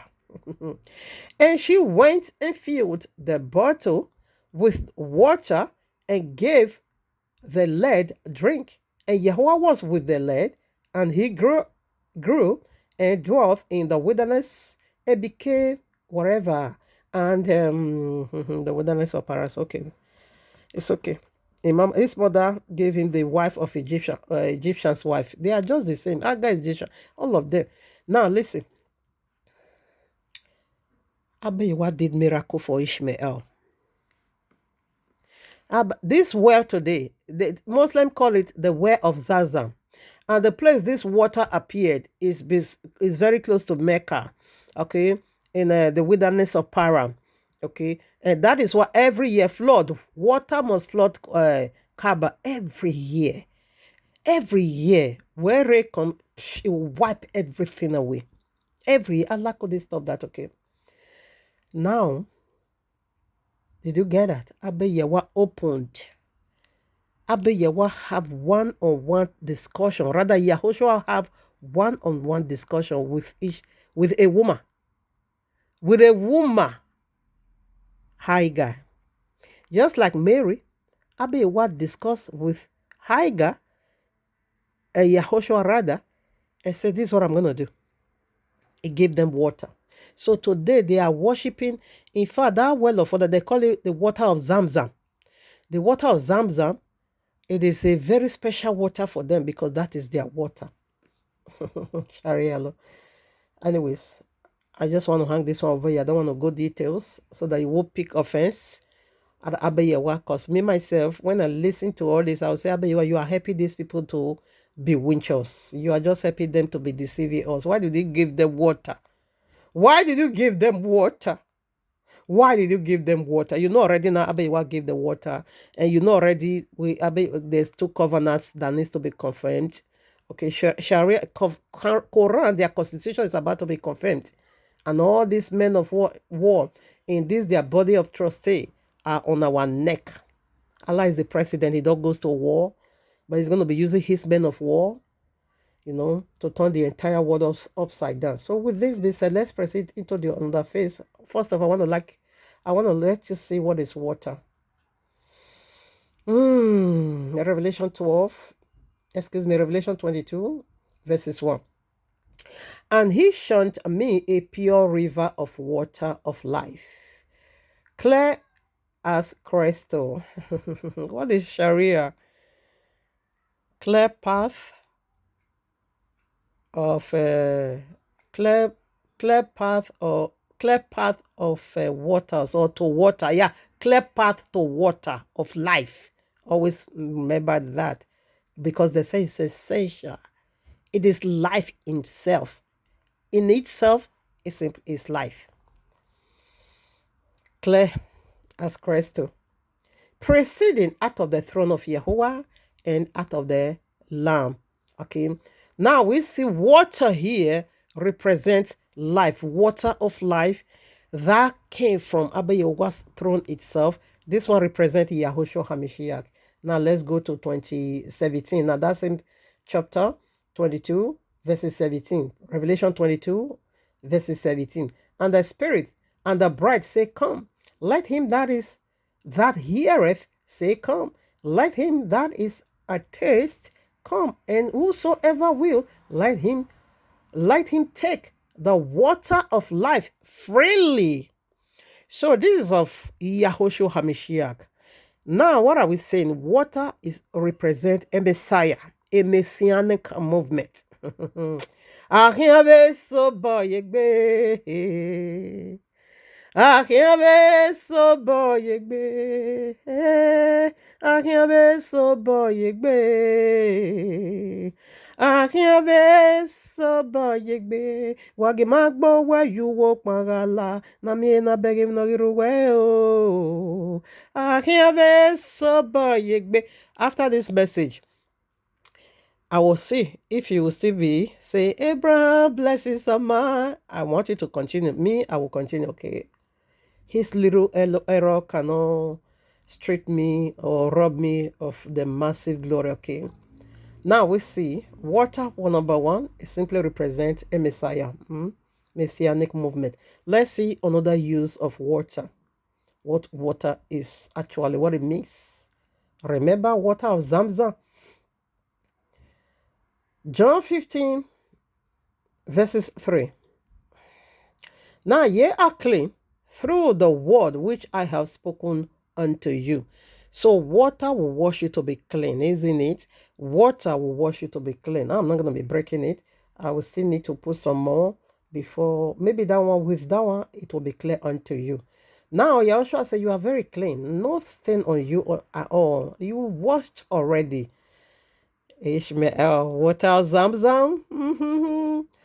Okay, Ephesians chapter 5, verses 25 and 26. Listen, husbands, love your wives, even as Mashiach also loved the ministry and gave himself for it.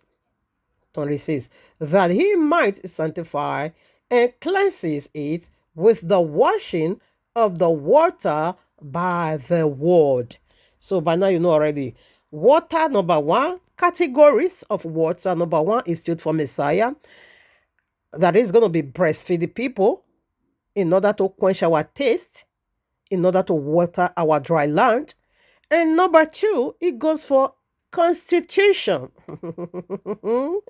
The royal law, it goes for constitution. Water is going to be cleansing any filth in you, spiritually speaking now, your spiritual body, your spiritual home, okay, your spiritual mansions, your spiritual clothing, wherever, water stood for cleansing. Never mind. Okay, let's do this. Water stood for cleansing. It's to wash any stain in you. It stood for purification. Okay, it stood for purification. It stood for purification. That is John chapter 2. Okay, the very first miracle Yahushua did, he not turned that water into wine. Because he said this is the custom of the Yahudim.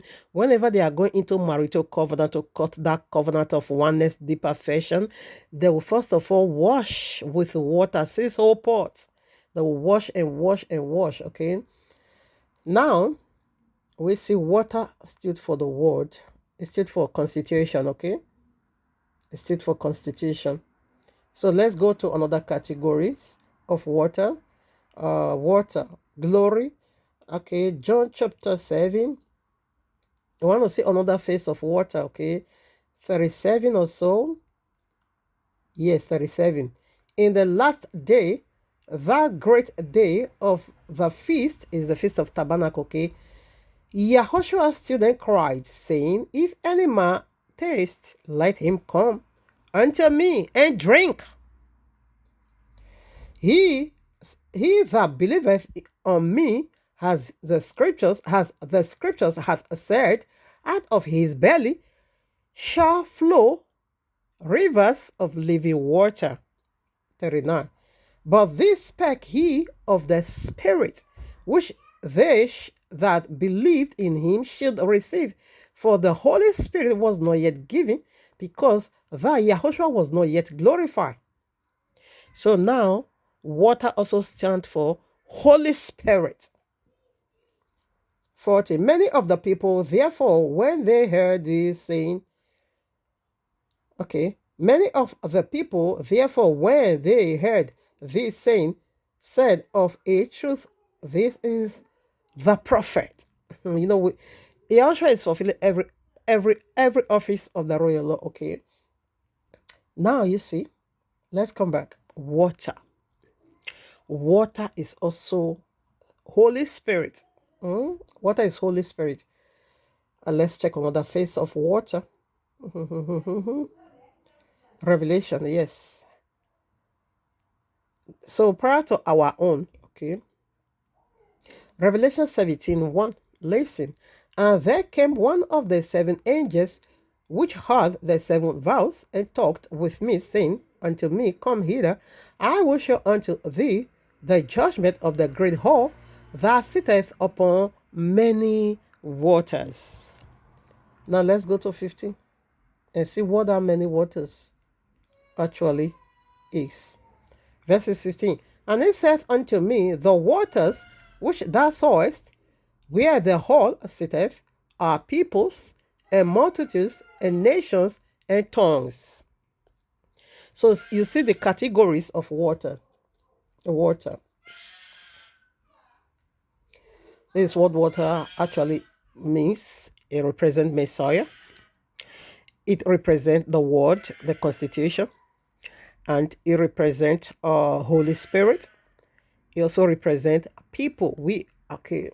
So now, can we go to the enemy's camp and also break their own down? Remember, they said water of life. Sharia. Sharia simply means clear path to water. Clear path to water. What water? In Revelation 8, let's take it as the Messiah. Revelation chapter 8, verses 10. And the third angel sounded, and there fell a great star from heaven, burning as it were a lamp. And it fell upon the third part of the rivers, and upon the foundations of waters. And the name of the star is called Wormwood. And the third part of the waters became wormwood, and many men died of the waters because they were made bitter. So breaks my heart. So what is Sharia? In this body of trustee, in this Congress, in this embodiment of Allah, what is Sharia? It is water. Jesus, again Messiah, it is water. And Jesus is a star that fell from heaven. Luke chapter 10, I think verses what? Luke chapter 10, I'm not sure about the verses. 17 or 18. He said, I saw Satan fall like light from heaven. And lamp, again, it is simply mean Messiah, messianic movement. Water is messianic movement. And we see this very Messiah fell. And it did not just fall. He fell upon people that also represent waters. And as he fell on them, because this Messiah as a water is a bitter one. Oh no, it's a bitter one. And he now fell into water, and the water, the people's life he fell into, they also became bitter. Their life was so bitter. Their life was so bitter. And through that bitterness, third part of humanity died through that bitterness of that water. Ew, little children, you don't know how far is this journey. You don't really know. He said third part of men died of the waters because they were made bitter. Water as a people and water as a Messiah. You see, as this Messiah that is called wormwood fell upon people, which is water, and their life now became bitter. Sharia law. I would still like to put before our eye unlocked. Let's proceed. Exodus now 15, verse 23 or so. Ah, Papa Abraham, why? Why, Papa Abraham? Oh, Mama Sarah, why? You see the sword on our neck because of your cancel. Ew. Why? Mama Sarah, why? Why are you bringing this horror of darkness, horror of great darkness upon us? Papa Abraham, why? You take us through this journey. If not, there won't be a need for this journey. Why? Exodus chapter 16, Exodus chapter 15, verses 23. Now listen. And when they came to Marah, they could, and when they came to Marah, they could not drink of the waters of Marah, for they were bitter. Wherefore the name of it was called Marah, bitterness of life. The rivers of Marah is bitter. And remember, we are coming from Egypt. The Egyptians' experience still represent bitterness of life, still represent gallbladder in us. Allah is the gallbladder in us. It's going to make life so bitter. This kingdom, little space to rule, but it's mighty in its doings. Okay, let me finish reading it. 24. And the people murmured against Moses, saying, what shall we drink? And he cried unto Yahweh, and Yahweh showed him his tree, which when he had cast into the waters were made sweet. There he made for them a statute and ordinances, and there he proved them. Only Yahushua can make life so sweet. That is the tree of life. That as soon as he entered the gallbladder, Allah cast on us the bewitchment of Allah and PJC, these folly kingdoms. Only Yahushua have the power, the ability to turn it into sweetness. Though they made it for evil, he would turn it around for good. This still go for the 28% elect of Yahuwah in Christianity. This still go for you, okay? That ground is a bitter ground. But Yahushua is going to fall on us over there. Is going to make it sweet. But to you, the 64% world population is river of Marah. Rivers of Marah. Rivers of Marah. Rivers of... This is Sharia. Okay, this is Sharia. This is what Sharia contains. It is all inclusive. This is what Sharia law contains, people. This bitterness of life. I'm not yet done. Let's still put some more. Sharia law is going to take away the possibility of you drinking from the water of life that is clear and crystal, the one that is coming from the throne of Abba Yahuwah. Anyways, let me not go ahead of myself. Let's still put some more. We see already as a constitution and also as a Messiah. So we want to also see as a spirit now. 2 Kings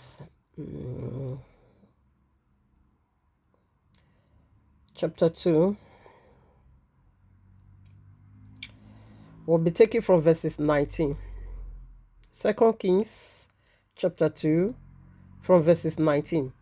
And the men of the city said unto Elisha, behold, I pray thee, the situation of this city is pleasant, as my Adonai seeth, but the water is not, and ground barren. Okay, I think I will be using NIV concerning this very one.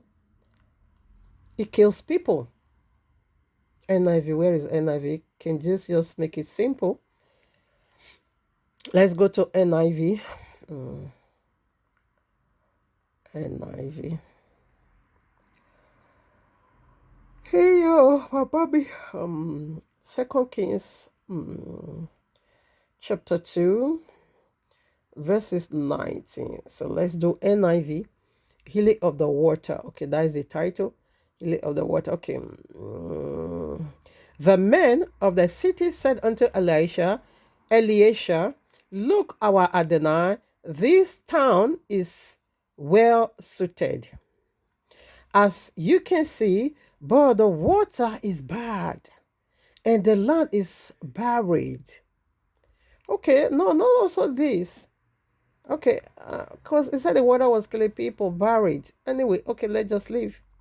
Okay, yes, okay, it should be in the... All right, what am I doing? Let me go back to King James.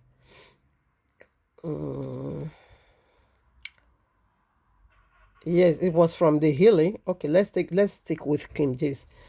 And the men of the city said unto Elisha, behold, I pray thee, the situation of this city is pleasant, as my Adonai saith, but the water is not, and the ground barren. You know what is barren? Barren land. Unfruitfulness, bringing nothing into the table. 20. And he said, bring me a new curse and put salt therein. And they brought, okay. And he went forth unto the spring of waters and cast the salt there and said, thus saith Yahweh, I healed these waters. There shall not be from thence any more death. Okay, was killing. Yeah, this is the area I was searching for. Death and buried. So the water was healed. Until these days, okay, according to the words of the prophet. Okay, now it's okay. So the area I'm driving into is that this water will kill people.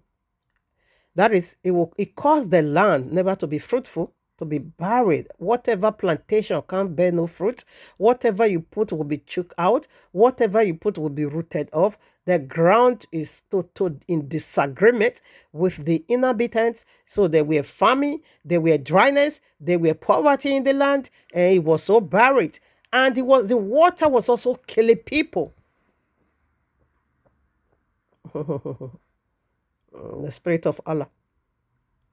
This Allah itself is going to make the entire earth barren. Allah is going to make the entire earth unfruitful. Allah is going to take away the possibility of prosperity, fruitfulness in salvation. Allah is going to make salvation unavailable. This little kingdom, but it's mighty. Little space to rule, but it's powerful.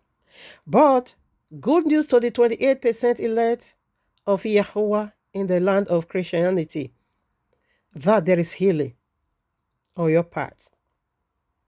But you, the 64%, is barrenness. So this is the spirit of Ishmael, or rather Allah itself. This is Allah itself, okay, himself. It's Allah. It's going to make the earth barren, people. It's going to rob the entire earth of salvation, people. It's going to cause fruitfulness to cease in knowledge, wisdom, and understanding about the cross, message of the cross, the ultimate sacrifice. Allah is going to done away with all. It's going to make it barren. And that is going to generate death. Not just first death, but second death in the land. This is what they are coming to minister, okay?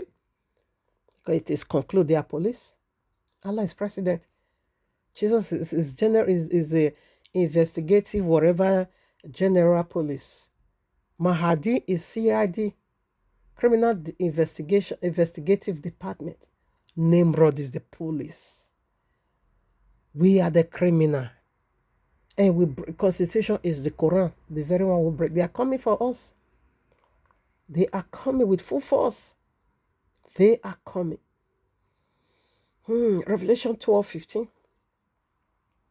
I want to see Quran as a people. It's horrible.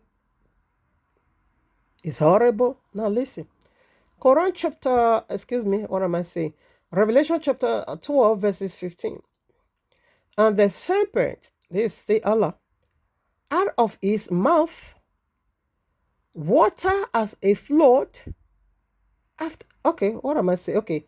And the serpent cast out of his mouth water as a flood after the woman that he might cause her to be carried away of the flood. Now, this is water. Oh, I hope I'm not making a mistake. Water as Muslim. We treated that already. Water as Quran, okay, and water as Allah Himself. Now, water as this is water as Quran because it came out from His mouth. Yes, this is water as this is Allah instruction. It came out. This water proceeded from His mouth. Yes, this is the water as the Constitution. Okay, He said it. Let me take it again. Genesis, Revelation 12, verses 15. And the spirit and the serpent cast out of his mouth, this is his law, water as a flood after the woman. Who is the woman? The holy congregation, the holy believers, the people that keep the royal law, that keep the instructions of Abba Yahuwah. Okay, but he's gonna spill out Quran. He's gonna spew out his laws, rules and regulations, the Constitution. He's gonna spew it after you, and to make the land barren. Let me read again. And the serpent cast out of his mouth water as a flood after the woman, Quran, that he might cause her to be carried away of the flood. Quranic teachings. That was why I keep asking if they can be teaching this in broad daylight, in public domain. What about their secret plan? What are they planning about us for 72 virgins? All their strive hard against the unbeliever, which is jihadist, is because of babies. Babies' vagina, 72 virgins. They strive for that reason. Nothing more, nothing special. In Allah's kingdom, only thing special over there is just speckles. Bambangi says in Allah's paradise. Polygamy in Allah's paradise. That's it. Simple as that. So you see, Quran, you see what Sharia is. Should we play it again? You see the nature of Sharia law? Sharia. You see what Sharia? Live with purpose. Why do Muslims follow Sharia law? Have you ever wondered why Muslims follow something called Sharia law? And why so many people criticize it without truly knowing what it means? Let's clear the confusion with facts. The word Sharia in Arabic doesn't mean punishment or oppression. It actually means the clear path to water. Think about that, a path to water, something essential for life itself. Okay. In Islam, Sharia is simply the complete... It's not that it's so essential for life itself. So now here. So the water, remember, Allah is snake, okay, in Arabic. And we see the old serpent. It was also the one Revelation. Punishment or oppression. Let's go back there. Revelation 12:9. And the great dragon was cast out, that old serpent, called the devil and Satan, which deceiveth the whole world. He was cast out into the earth, and his angels were cast out with this is the embodiment. This is his people. This is his people. Because he can't do it alone. And the same dragon was the one spew out water from his mouth. Let's go to 15. It was also the same dragon. 15. And the serpent cast out of his mouth water as a flood after the woman, that he might cause her to be carried away of the flood. To be carried away to where? Than to Mecca. Than to a wilderness of Paran. Yes. What is going to be carrying you to Quran? It is the teachings of Quran. The water. People, are you seeing what I'm seeing? People, are you getting this? Are you seeing what I'm saying? I wanted to see it.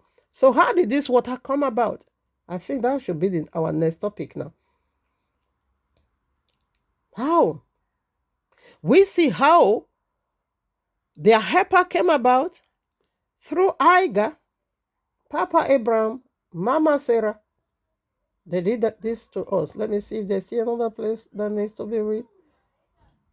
Revelation 22. Okay, yeah.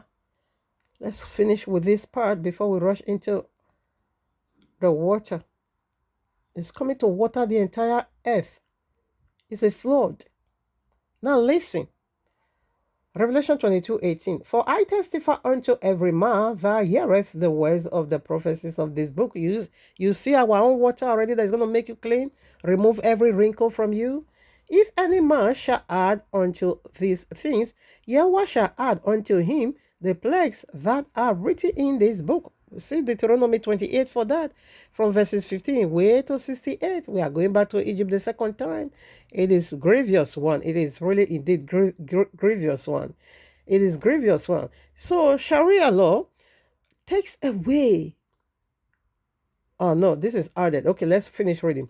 And if any man shall take away from the words of the book of this prophecy, Yahweh shall take away his part of the book of life and out of the holy city, and from the things which are written in this book. The holy city, Jerusalem. We see Muslims don't have no part in that. Their own, the one that genereth unto bondage is the one that is now. Mecca is already, Mosque is already there. Mahadis and Ishmael is going to be sitting over there. It's double identity, okay? Now you see, this is what Sharia law is. He said, if you add and if you take away, Sharia law take away is coming. It has already succeeded in the life of 1.8 billion or 1.7 billion, okay, of Muslim. And he is coming now to do it to 64% world population. So that is to say, Sharia law takes away the knowledge of salvation, takes away the knowledge of the cross, takes away the knowledge of everything that has to do with Abba Yahuwah. And in that added Quran. The added over there, it is simply Quran. And it takes away, it removes everything that has to do with original sin, that you might remain, so that you might keep on remaining in your original sin. The sacrifice, the provision to end original sin in your life, Sharia law take it away. Sharia law remove it. And Sharia law is going to make salvation so difficult. Except you go extra mind. Except you more determined. It's going to make it so difficult. So they're already under this course and they want to add a lot of people. It's going to make it so difficult. Galatians. Okay. Galatians chapter 6 verses, Galatians chapter 1 verses 6 through 9. So I would like to read here. So how does this water as a constitution? As a constitution that is going to govern the entire earth, okay? How did it come about? So first of all, I would like us to see Galatians, and that will help to understand the area we are about to look into. Galatians chapter 1 verses 6. I marvel that ye are so soon removed from him that called you into the grace of Mashiach unto another gospel. Quran is the another gospel, is the another constitution, is the another water of life. But this one is a bitter one. The water Allah want to offer to everybody, it is a bitter water. It is River Mara. The water Jesus, the very IGP, want to save the entire world.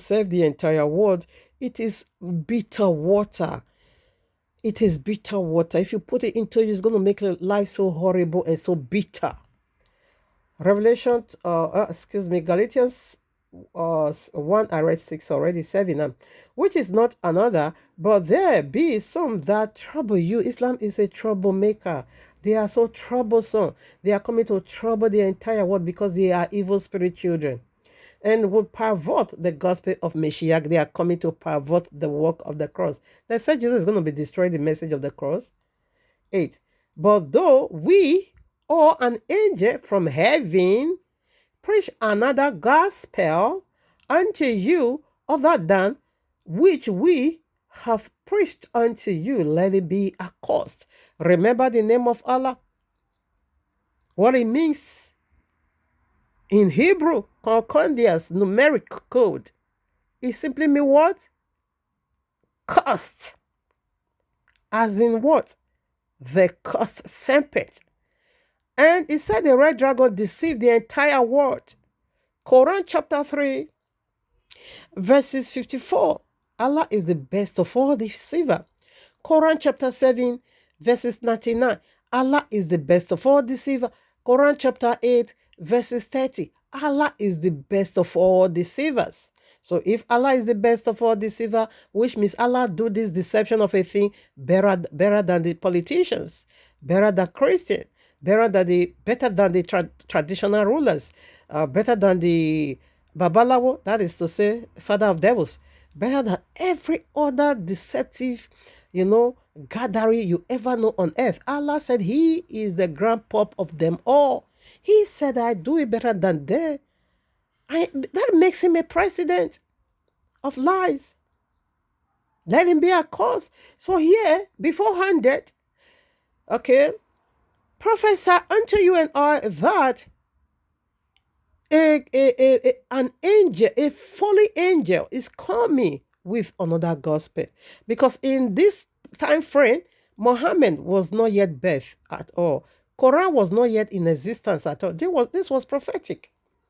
10. Okay, I read 8 already. Now, excuse me. As we said before, so say I now again.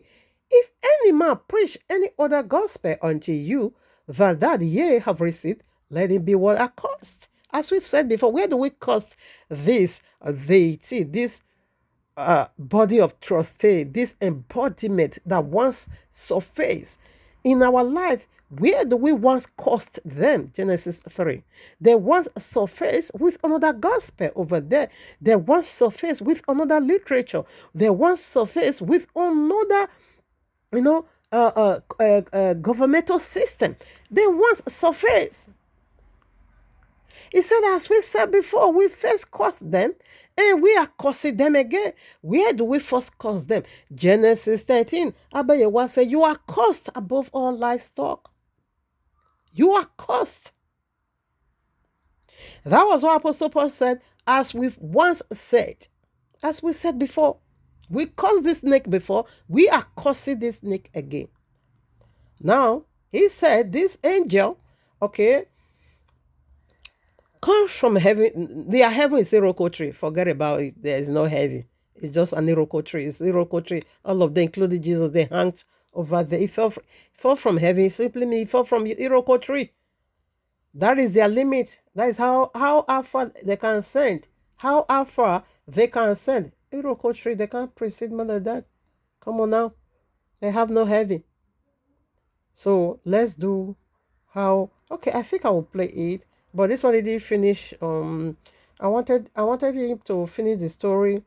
Okay, let me see if the one I saved here. If the one I saved here have it. Because I'm be reading it, brief history about Muhammad, okay? A brief history about Muhammad. Is he here? I wanted to just... I beg. Okay, this... no. Get out. Okay, it's not here. Anyways. All right. Muhammad thought that the dreams that he was having were demonic. So in Bukhari, he narrates a story where Muhammad is in the cave, he receives his revelation, and the spirit being, whatever this entity is, doesn't announce who it is. What he does is he shows up, pops up, and Muhammad says, read. And Muhammad's supposed to be illiterate. So Muhammad's like, I can't read. So what the spirit does is he grabs him, presses on him until he can't breathe and take it anymore, causing him pain. He's like, I can't read. This happens over and over. Until finally the spirit lets him go and tells him a verse, I guess, of the Quran. And then so Muhammad leaves, runs out of the cave, and the hadith says that he's trembling in terror, sweating. When we look in the Bible and we look at how God appeared to his prophets, They were always comforted. Now, there would be some times where initially there will be startled a bit, right? However, the angels always say, peace, fear not, be not afraid. Daniel was having these visions and dreams, and he was troubled by his visions. He prayed to God, man, send me, explain this stuff. He was troubled. God sent Gabriel. Gabriel comes, and Daniel is afraid when he sees Gabriel. He's frightened by his sight. Couldn't speak. He faints. He falls down. What Gabriel does is he picks him up. He says, stand up. Helps him up. He says, I can't walk. He gives him strength in his legs so he can stand. But he can't speak. He's like mute. And then Gabriel touches his mouth, strengthens his mouth, gives him ability to speak. So we see that Gabriel comforts Daniel, encourages Daniel. He says, fear not, O man of God, for you are favored in God. For he heard you. He heard your prayers. And he's bringing down the explanation of the vision he gave you. Exact opposite from Daniel, comforted by the angel when he's fearful, comforted and encouraged, versus with Muhammad, he's antagonized and frightened and oppressed. Two different things. This looks clearly demonic, while this one by Daniel is clearly sent by God. Totally opposite, bro. All right, so in the cave, let me call out the reference if you also want to do the reading by yourself and be reading it. And I don't think I will be having that energy to do that today. For the sake of time, I will just call out the this reference where we see this horrible sight that a demon appeared in the cave, almost killed Muhammad. Okay, that is angel. That is the Allah. Or should we read it? Okay, Sahih Bukhari. I'm coming. Let me make it be. Sahih Bukhari 4953. Okay, that is the hadith that narrated it. Come to me. Okay. Allah is supposed to replace. I cannot know whatever. The prophet. Okay. Yeah. So this demon pressed him 3 whole times. He strangled him, almost killed him. He himself fled away. So that is the angel. So this is the angel that brought about this water. This is the angel, the very one we just see, because I love how they, illustrated that. How they illustrated that with that video. I love it. So that was why I saved this video. That he was having were demonic. So in Bukhari, he narrates a story where Muhammad is in the cave, Bukhari, I called it already. And the spirit being whatever that was another angel that came from underworld. He shows up, pops up, and Muhammad says, "Read." And Muhammad give this water of Zamzam and reinforce it. Grabs him, presses on him until he can't breathe and take it anymore, causing him pain. He's like, I can't read. This happens over and over until finally 3 whole the times. spirit lets him go and tells him a verse, I guess, of the Quran. And then so Muhammad leaves, runs out of the cave, and the hadith says that he's trembling. And when he ran home, Muhammad never have no clue of. But Muhammad, to be honest, resolved within him in his heart, and say, this one is a negative spirit. This one is a devil. Because he said, I've seen a demon. But Waraka, the sister of Muhammad's wife, Khadija, we are the one who convinced Muhammad to believe that it wasn't that thing, that object or whatever image you saw, wasn't a devil. It was Angel Gabriel. Muhammad will never having no idea of who that spirit was. He never knew who is that spirit. But Waraka was the one convinced him and told him that image you saw is not demon, it is Angel Gabriel. And he also appeared to Moses. And we know Angel Gabriel never appeared to Moses in nowhere.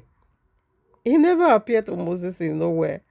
Okay, he said this angel, he also did the same to Moses. No angel strangled Moses. No way. Okay, no angel strangled Moses. So it was Waraka. Muhammad was not having no idea at all what the angel, who was that? It was Waraka, because they were all working together. You know, women always help Allah to prosper in his wickedness. So this is how this religion came about. The very one they want to feed the entire world with. Let's see, with the criminal, okay, gonna be arresting us. I think I'm done with that part. So now Revelation, Nimrod, that established, first of all, one world religion. Let's quickly look into what Nimrod has for you and me. It's coming back. Now Revelation 6, verses 1 through 8, all the characters of the men of war of Allah are here. So we are able, through the help of the Ruach HaKodesh, to unlock all these four horsemen. Four horsemen, okay? The character that, affiliate with them, that was how I was able to tell who are they. Now, Revelation 6, verses 1, and I saw when the Lamb opened one of the seals. So, we know in Revelation 5, when the screw was sealed, no one was found worthy in heaven, on earth, under the earth, to take it and open it. So what was inside? Because we need to know what was inside. The entire world needs to see what was in this secret. What was inside this screw? What was inside? It was the secret of Allah, secret of anti-Messiah, the opposer. Okay, it was his secret. How they going to rule? And nobody were able to. Jesus cannot also unveil it. It was only Yahushua found worthy, okay, to unveil the secret of anti-Messiah. Verses 1. Chapter 6, Revelation 6:1. And I saw where the Lamb opened one of the seals. I heard, as it were, the noise of thunder. One of the four beasts saying, come and see. Are you seeing what we are doing? Are you seeing what is going on? Are you seeing Allah through his men on the street? Are you utilizing the information they are passing out on the street? How are you working with that huge information? It is very, very, very informative. What are you doing with it? Are you going to be calling them noisemaker? They are not. They aren't at all. They mean it. Is the kingdom coming? Is the kingdom coming? Because you type from Abraham's blessing, you are also typing from Abraham's error. You see that spirit that walked with Papa Abraham through Mama Sarah is still the same spirit here today, which is Allah. They want to walk with it, the entire world. You see their own word, their own water, okay? Their own water, which is Sharia. Sharia simply means clear path, okay, clear path to water, clear path to water of life. And we see in 2 Kings chapter 2, verses 19, okay, through 23 or so, or 22, or rather 21, I'm not sure.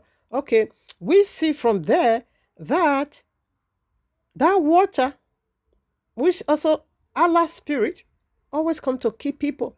It makes the land so barren. He makes the land so unfruitful. That is what they are coming. They're going to make salvation so difficult. They're going to make the land void of truth.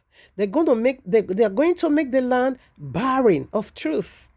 And their message, which is their water or spirit, is going to be kill people. He said the water was killing people. It did not just make the land, unfruitful, barren, but it was also killing the land, genocide in the land, mass destruction in the land. Okay, so their water is a tragedy that is about to fall upon the entire world. Now, Revelation 6:1, and I saw, it said, come and see. Are you seeing what they are saying? Come and see their secret. That is the nature of this segment. And it's also the nature of what they are doing on the street. If only you can see. That would make you tighten your belt. Thank you, Abba. That was the vision I just saw yesterday morning. Yeah. I was in this vision. Okay. And I was still having very high heel. Oh my, Abba, if you see the heel on my leg, unbelievable. What? Very high heel on my leg. Now, we saw a lot of police dispatched. There is no way out. You can't escape it. The only escape in this, it is you enter the Ark of Noah. And without that, sorry, no way. No, there's no other way. Now, I was just in this vision. The entire world was again in this confusion. Like I saw that this sign, everybody was aware of this sign, of this thing that is about to fall upon the entire world. Then I saw a flight loaded with Islamic men of war, weapons of mass destruction. In the air, no way out, they were already there. in the land, police everywhere. Wow, with their siren, with their whatever. Wow. When we hear everybody started running. Wow, police. My heart was cut. I say, hey, police, you will arrest me. Hey. My heart was panicky. I said, hey, and high shoes on my leg. How can I run? And this is, mind you, this is the very first time I'm seeing my children in the vision that we not do it together. And it's the very first. I've never seen it. I always run and I will just run away. I don't even care about them in vision. In this, since I'm seeing Sharia law vision, I will just run and leave my children alone. I will just leave them there. I don't even care about them because salvation is personal. But on this vision, that high heel was on my leg. I felt this compassion in my heart so strong for them. And I say, hell, for me, I can run fast. Though I was on a high heel, I said, for my children, I don't know if they can run fast. I don't know. And I don't want this police to arrest them. We were all in great panic again. So, we were together. And I began to teach my children. I said, first of all, I said, Abayewa, please make it magnet them with me. Because I said, I know me, I will not run on the ground. I will run in the cloud. In fact, the one in the cloud, you will push them down and they cannot corner me. And I said, but my children, they don't have this high heel. This high heel of ascension. Yes, this high heel of ascension. I said, they don't have it. They will have it on my shoe. How are they going to be ascending? Only me was having this high heel. And I said, okay. And I began to pray, Father, tell them to hold me. There are some ascendings that kind of magnet. And so pull me up, pull them up. Because I also wanted to run. A voice now began to minister unto me and said, don't run and leave your children. Because me, I always run and leave them. Don't run and leave them. Don't run and leave them. And I said, but they don't have this kind of heel I'm having. Heel of ascension, they don't have it. Therefore, I now begin to pray. Magnet them. Let them hold me. As they hold me, let them be magnet with me. Okay? But mind you, they never magnet with me. But as soon as Abayewa blew me up, all four also were being blown up. All four also ascend one time. Even though they will never have what it takes to ascend, they also ascend. They will never have that heel, but they ascend. First time for me to see them, all of them, we will ascend, we fly into the sky. Into the sky. Now, don't get it twisted, okay? That is not Christian rapture. That is not Christian rapture. The cloud simply means the presence of Abba Yahuwah. I will keep saying it. It simply means the Ark of Noah and the presence of Yahushua HaMashiach. We hide in him. Like Islamic eschatology. They said the first Messiah, the one that said Jesus is going to be killing, which is my own Messiah, Yahushua HaMashiach, in his forehead is written rebellion.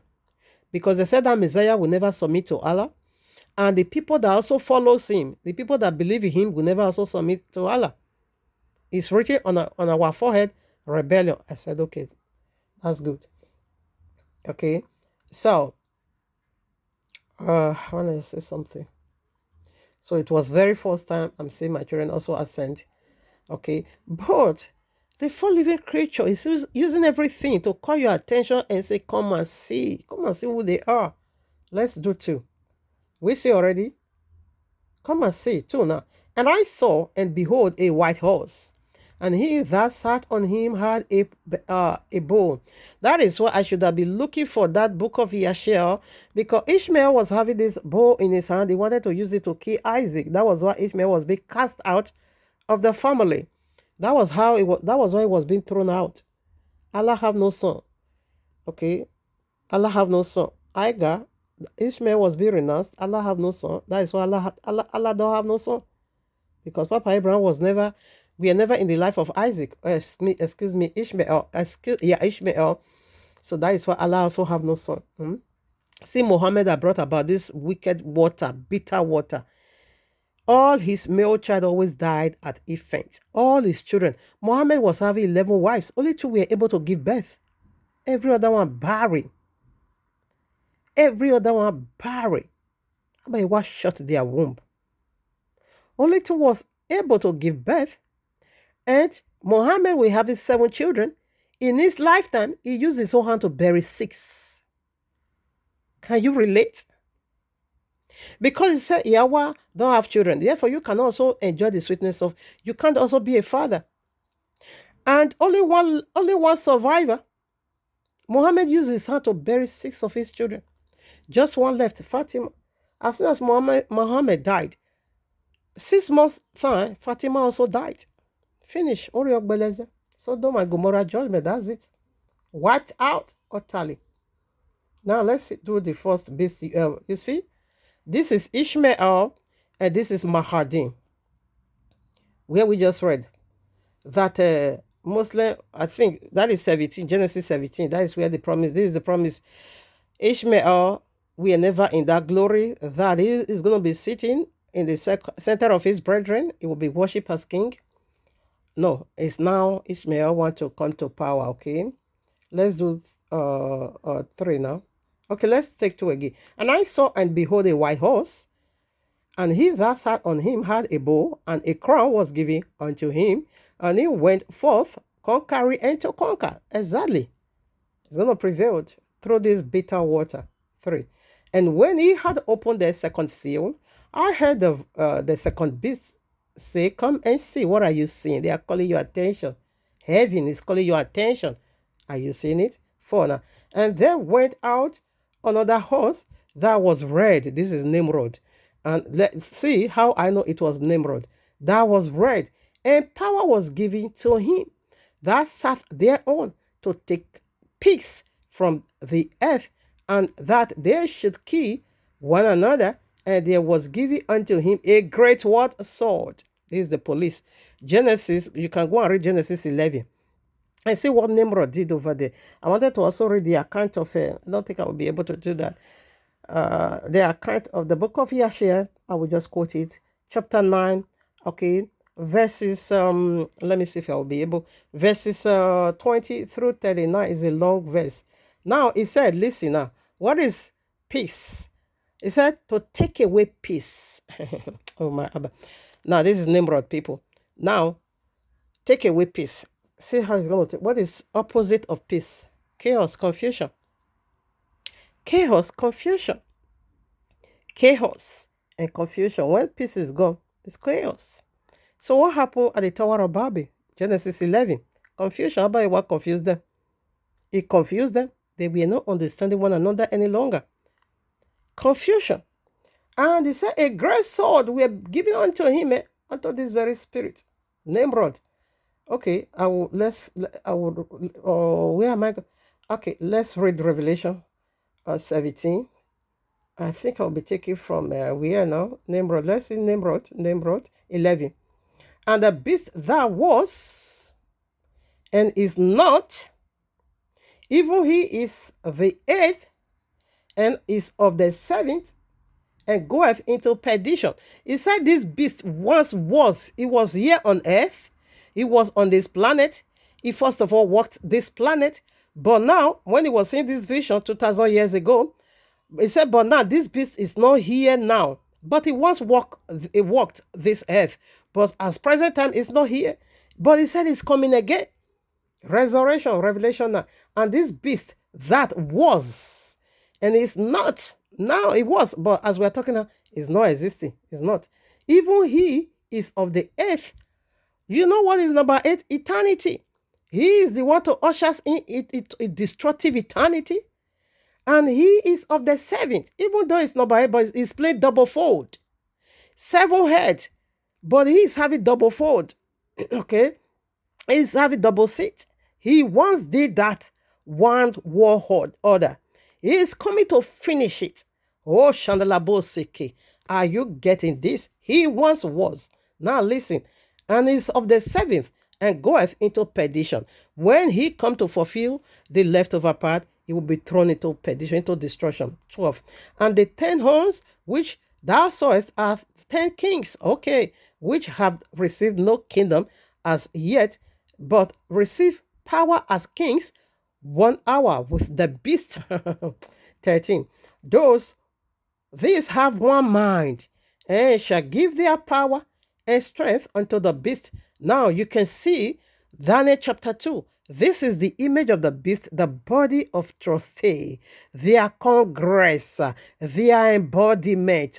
These are spiritual entity of wickedness coming to display their governmental system.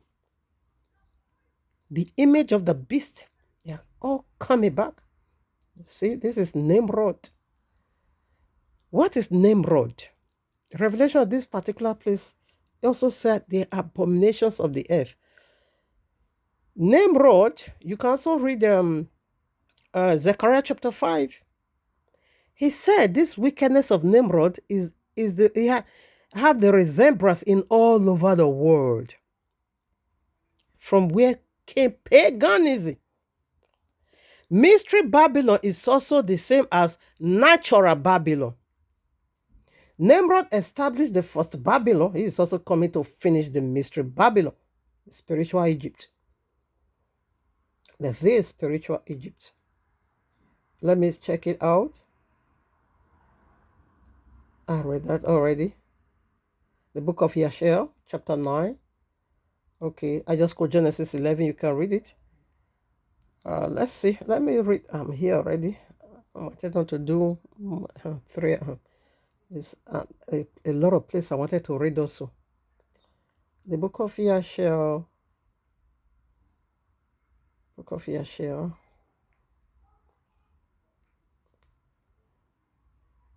Okay, no, not here. Yashel was Yashel. Yes, the book of Yashel, chapter 9, 20 through 39. Okay, let's quickly do. And the king Nimrod reigned securely. Okay, and all the earth was under his control, and all the earth was of one tongue and words of union. 21. And all the princes of Nimrod and his great men took counsel together, Puti, Mizraim, Cush, and Canaan, with their families, and they said to each other, "Come, let us build ourselves a city, and in it a strong tower, and its top reaching heaven." This is Muslim, and they have really done that. Okay, and we will make ourselves famed, so that we may reign upon the whole earth in order that the evil of our enemies may cease from us, that we may reign mightily over them, and that we may not become scattered over the earth on account of their wars. Who is there? Is Yahuwah? They are just gossiping so. Is Yahuwah they are just talking about? So, the flood came, destroy everything, and they now said that is the evil of their enemy. They are calling Abba Yehovah their own enemy. So that was why I love to read here. So Abba Yehovah is their enemy, okay? They are calling Abba Yehovah their own enemy. Say so that the evil of our enemy will cease from us, and so that we will not scatter in account of their wars. 22. And they all went before the king, and they told the king these words, and the king agreed with them in this affair, and so did so. And he did so. 23. And all the families assembled consistently of about 600,000 men. And they always have one thing with this 666, okay? And they went to seek an extensive piece of ground to build a city and a tower. And they sought in the whole earth, and they found none like one valley at the east of the land of Shaddai. Babylon, spiritual Babylon. About 2 days' walk. And they journeyed there, and they dwelt there. 24. And they began to make bricks and burn fires to build the city and the tower that they had imagined to complete. 25.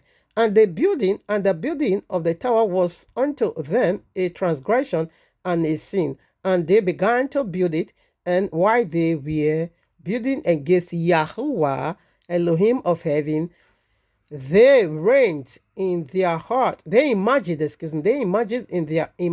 in their heart to war against him and to ascend into heaven. I think you still remember that they said Jesus is the one to kill my own Messiah. This is what they imagined. They want to cut off Psalm chapter 2. The remnant of Abiyawa, they want to destroy us and say, let's utterly remove them. This is what they imagine. Why should the nation reign? Why should they? Let me take 26 again. Thank you, Abiyawa, that I read here. So lovely. 25. And the beauty of the tower was unto them a transgression and a sin, and they began to build it. And while they were building against Yahuwah Elohim of heaven, and they imagined in their hearts to war against him and to ascend into heaven. Let me see some here already. I wanted this. Oh, my Father, my message these days is really, really long. Psalms chapter 2. Why do the earth range, and the people imagine a vain thing? Islam, the kings of the earth set themselves, and the rulers take counsel together against Yahuwah and against his anointed, saying, let us break their bands asunder and cast away their cords from us. He that sitteth in the heavens shall laugh. Yahuwah shall have them in duration. So this Muslim, okay, this actually Muslim, they imagined. 26 now. All these people and all the families divided themselves in 3 parts. The first said, see Revelation 16 verses 19, said Babylon shelled herself into 3 parts.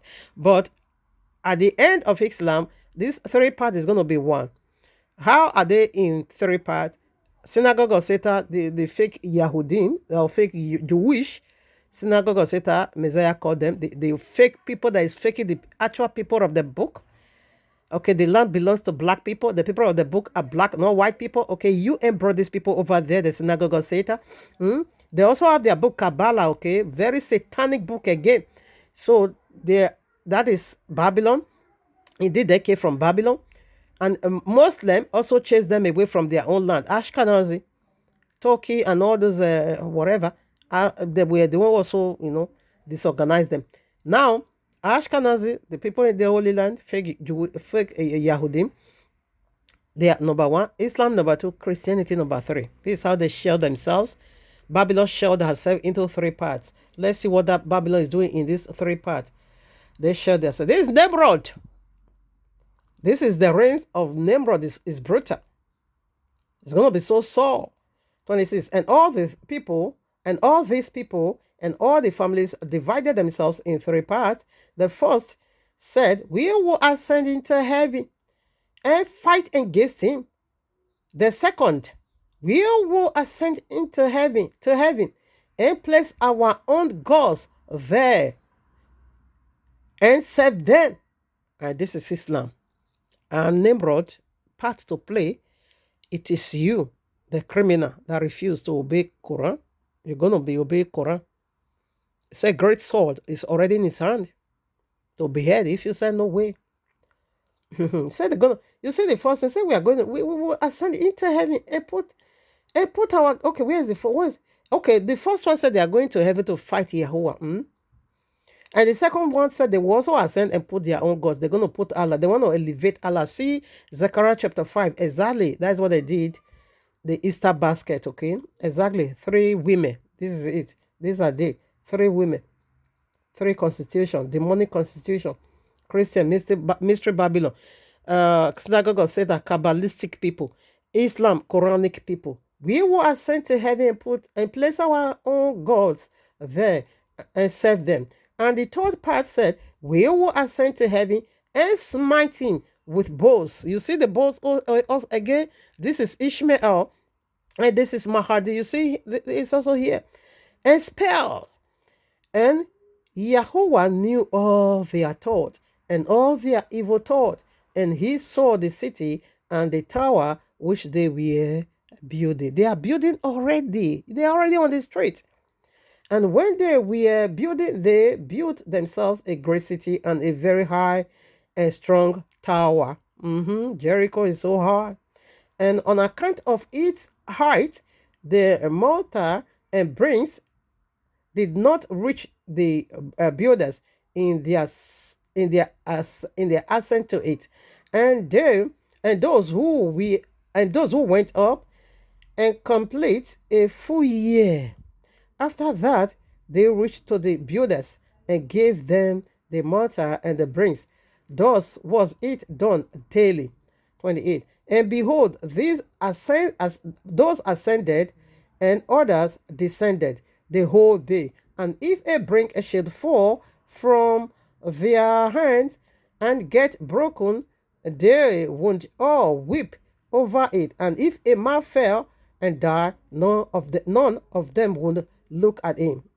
And Yahweh knew their thoughts, and it came to pass when they were building, they cast the arrows towards the heaven. This is Islam. They cast the arrows towards the heavens, and all the arrows fell upon them, filled with blood. See, and when they saw that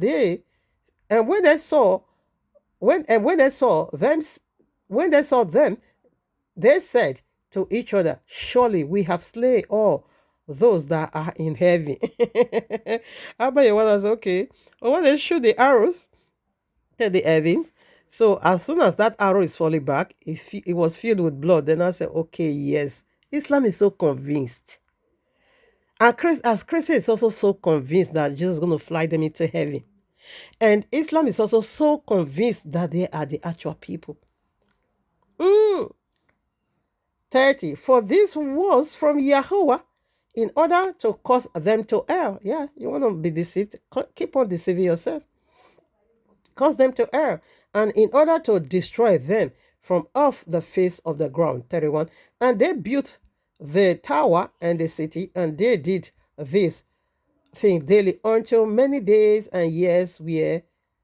Okay, now. Okay. And Yahweh said to, and Yahweh said to the 70 angels who stood who stood aforemost before him, to those who were near to him, saying, come, let us descend and confuse their languages, their tongues, that one man shall not understand the language of his neighbor. And they did so unto them. And from that day following, they forgot each man his neighbor's tongue, and they could not understand to speak in one tongue. And the builder took from the hands of his neighbor, whatever. So they could, and they, let me leave that, how he destroyed them, He killed about how many thousands that day? A lot of people died, Yahweh scattered them. How many thousand died? I'm running out of time. And they died so many days, and they killed many of them. Yeah, a lot of people died that day.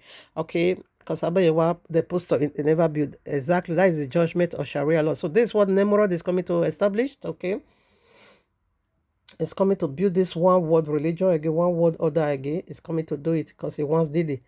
So the red horse, taking away peace, is chaos. That is Nimrod, So let's do, I'm running on my father time. It's going fast. There's Nimrod, We done that already. To take peace from the earth. Now the third horse. And when he had opened the third horse, I heard the third beast say, come and see. And I heard, and lo, a black horse. And he that sat on him had a pair of balance in his hand. And he, said, and I heard a voice in the midst of the four beasts say, a measure of wind for a penny, 3 measures of barley, barley for a penny. And see that, okay, now, farming. Okay, this is Ishmael. That is, people should have been having chance to earn salvation in these last days. But Sharia law took away that knowledge, and it's going to take away the knowledge through many things, through hunger, starvation. Ishmael lost his first birthright through hunger, through starvation. Is Ishmael? Esau. This is Esau. So the black horse is Esau, family. I'm not going to be ready because it's becoming long now. I'm tired already. Where is it? Genesis 25. Genesis chapter 25, verses 29 through 33. The very end, okay? Read it. He lost his birthright because of famine. He was hungry. He gave away his birth. He exchanged his birthright. So your birthright is salvation. So you shouldn't be exchanging it. But Ishmael is coming to teach you that one. He's coming to do that. He's coming definitely to do that one. Okay. I wanted to also read their prison. My father. I will just quote it. I won't read it because I'm tired. So let's go to the last horseman. 7. And when he had opened the fourth seal, I heard the voice of the fourth beast say, "Come and see. What are you seeing?" They are calling. Everything they are doing is attention. Giver, come and see. If only you would just bring down your head and begin to look into it diligently. Verses 8. And I looked, and behold, a pale horse, and his name that sat on him was Death, and hell followed with him, and power was given unto him over the fourth part of earth to kill with sword, with hunger, and with death, and with the beast of the earth. Okay, now we hang it over there. Now, the fourth beast, could this be? Cain. Cain is coming to slaughter the righteous Abel, because he's going to be killing the 28% elect who will be still retaining the truth. Because if you convert, they won't be killing you. If you say yes, you do, they won't be killing you. If you say you will become part of Islam, of course you are the people that will kill you. So the people that are going to be killing over here, it is the people that say no to Allah. It is the people that reject Allah. It is the people that say, I will never convert to Sharia law. So they are the one to be killed. Killed with hunger. A lot of things with a sword. So this is Cain. Okay. When he kills, we just throw you into hell. That is for Cain. That is for Cain. I'm tired already. I read this one already. Revelation 30, Revelation 17 through 13. Okay, I read that already. I wanted to also read this. The prison they are putting us. Okay, let's just do it. I'm here already now. What will I do? What will I do? Where is it? Let me see. Gospel of Nicodemus. Excuse me. Yeah, Nicodemus. Gospel of Nicodemus. Chapter 17 and chapter 18. It's 2 chapters. You see, it's long. 17 through 18. Okay, let's quickly rush it. The prison where they are arresting people, where Nimrod is going to be 3 people. Then the prince of hell took Satan with him, indignation, and said to him, okay, let me just escape all this, okay? For before, now, okay. Anyway, let's do Beelzebub, the faith, and whatever. Okay, yes, prisoner. Should I be reading this? It will be too long. I wanted to just let you see what they are doing about the original sin, how they want to use it to tie you. Okay, let's read some part. It said, for behold, now Yahushua of Nazareth, with the brightness of his righteousness, divinity, put to flight all the horrid powers of darkness and death. He has broken down our prisons from top to bottom, dismissed all the captives, released all who were bound, with all who were formerly grown under the weight of their torment, have now insulted us. We are like to be defeated by their prayers. Our empires, dominion are subdued, and no part of mankind is now left in our subject. But on the other hand, they are boldly defile us, through before though before the dead never durst behave themselves insolently towards us. No, being prisoner, no, okay, being prisoners could ever on any account be merry. Okay, so it was just telling about the condition, the situation of the death, your spirit that will still torment, and your body that will still torment. Okay, so but when Yahushua shows up, and this is the confusion and the chaos over here. I think I would like to drop it over here. It will be too long. Okay, so you will see their prisoner over here. Their prison. Let me just quote the popular royal law you can access. This is Islam. Oh my father, this message is so long, unbelievable. Okay, Matthew chapter 12 verses 43 through 45, and Mark chapter 5 verses 1 through 9. And Quranic, their verses, kili. Let me just put it.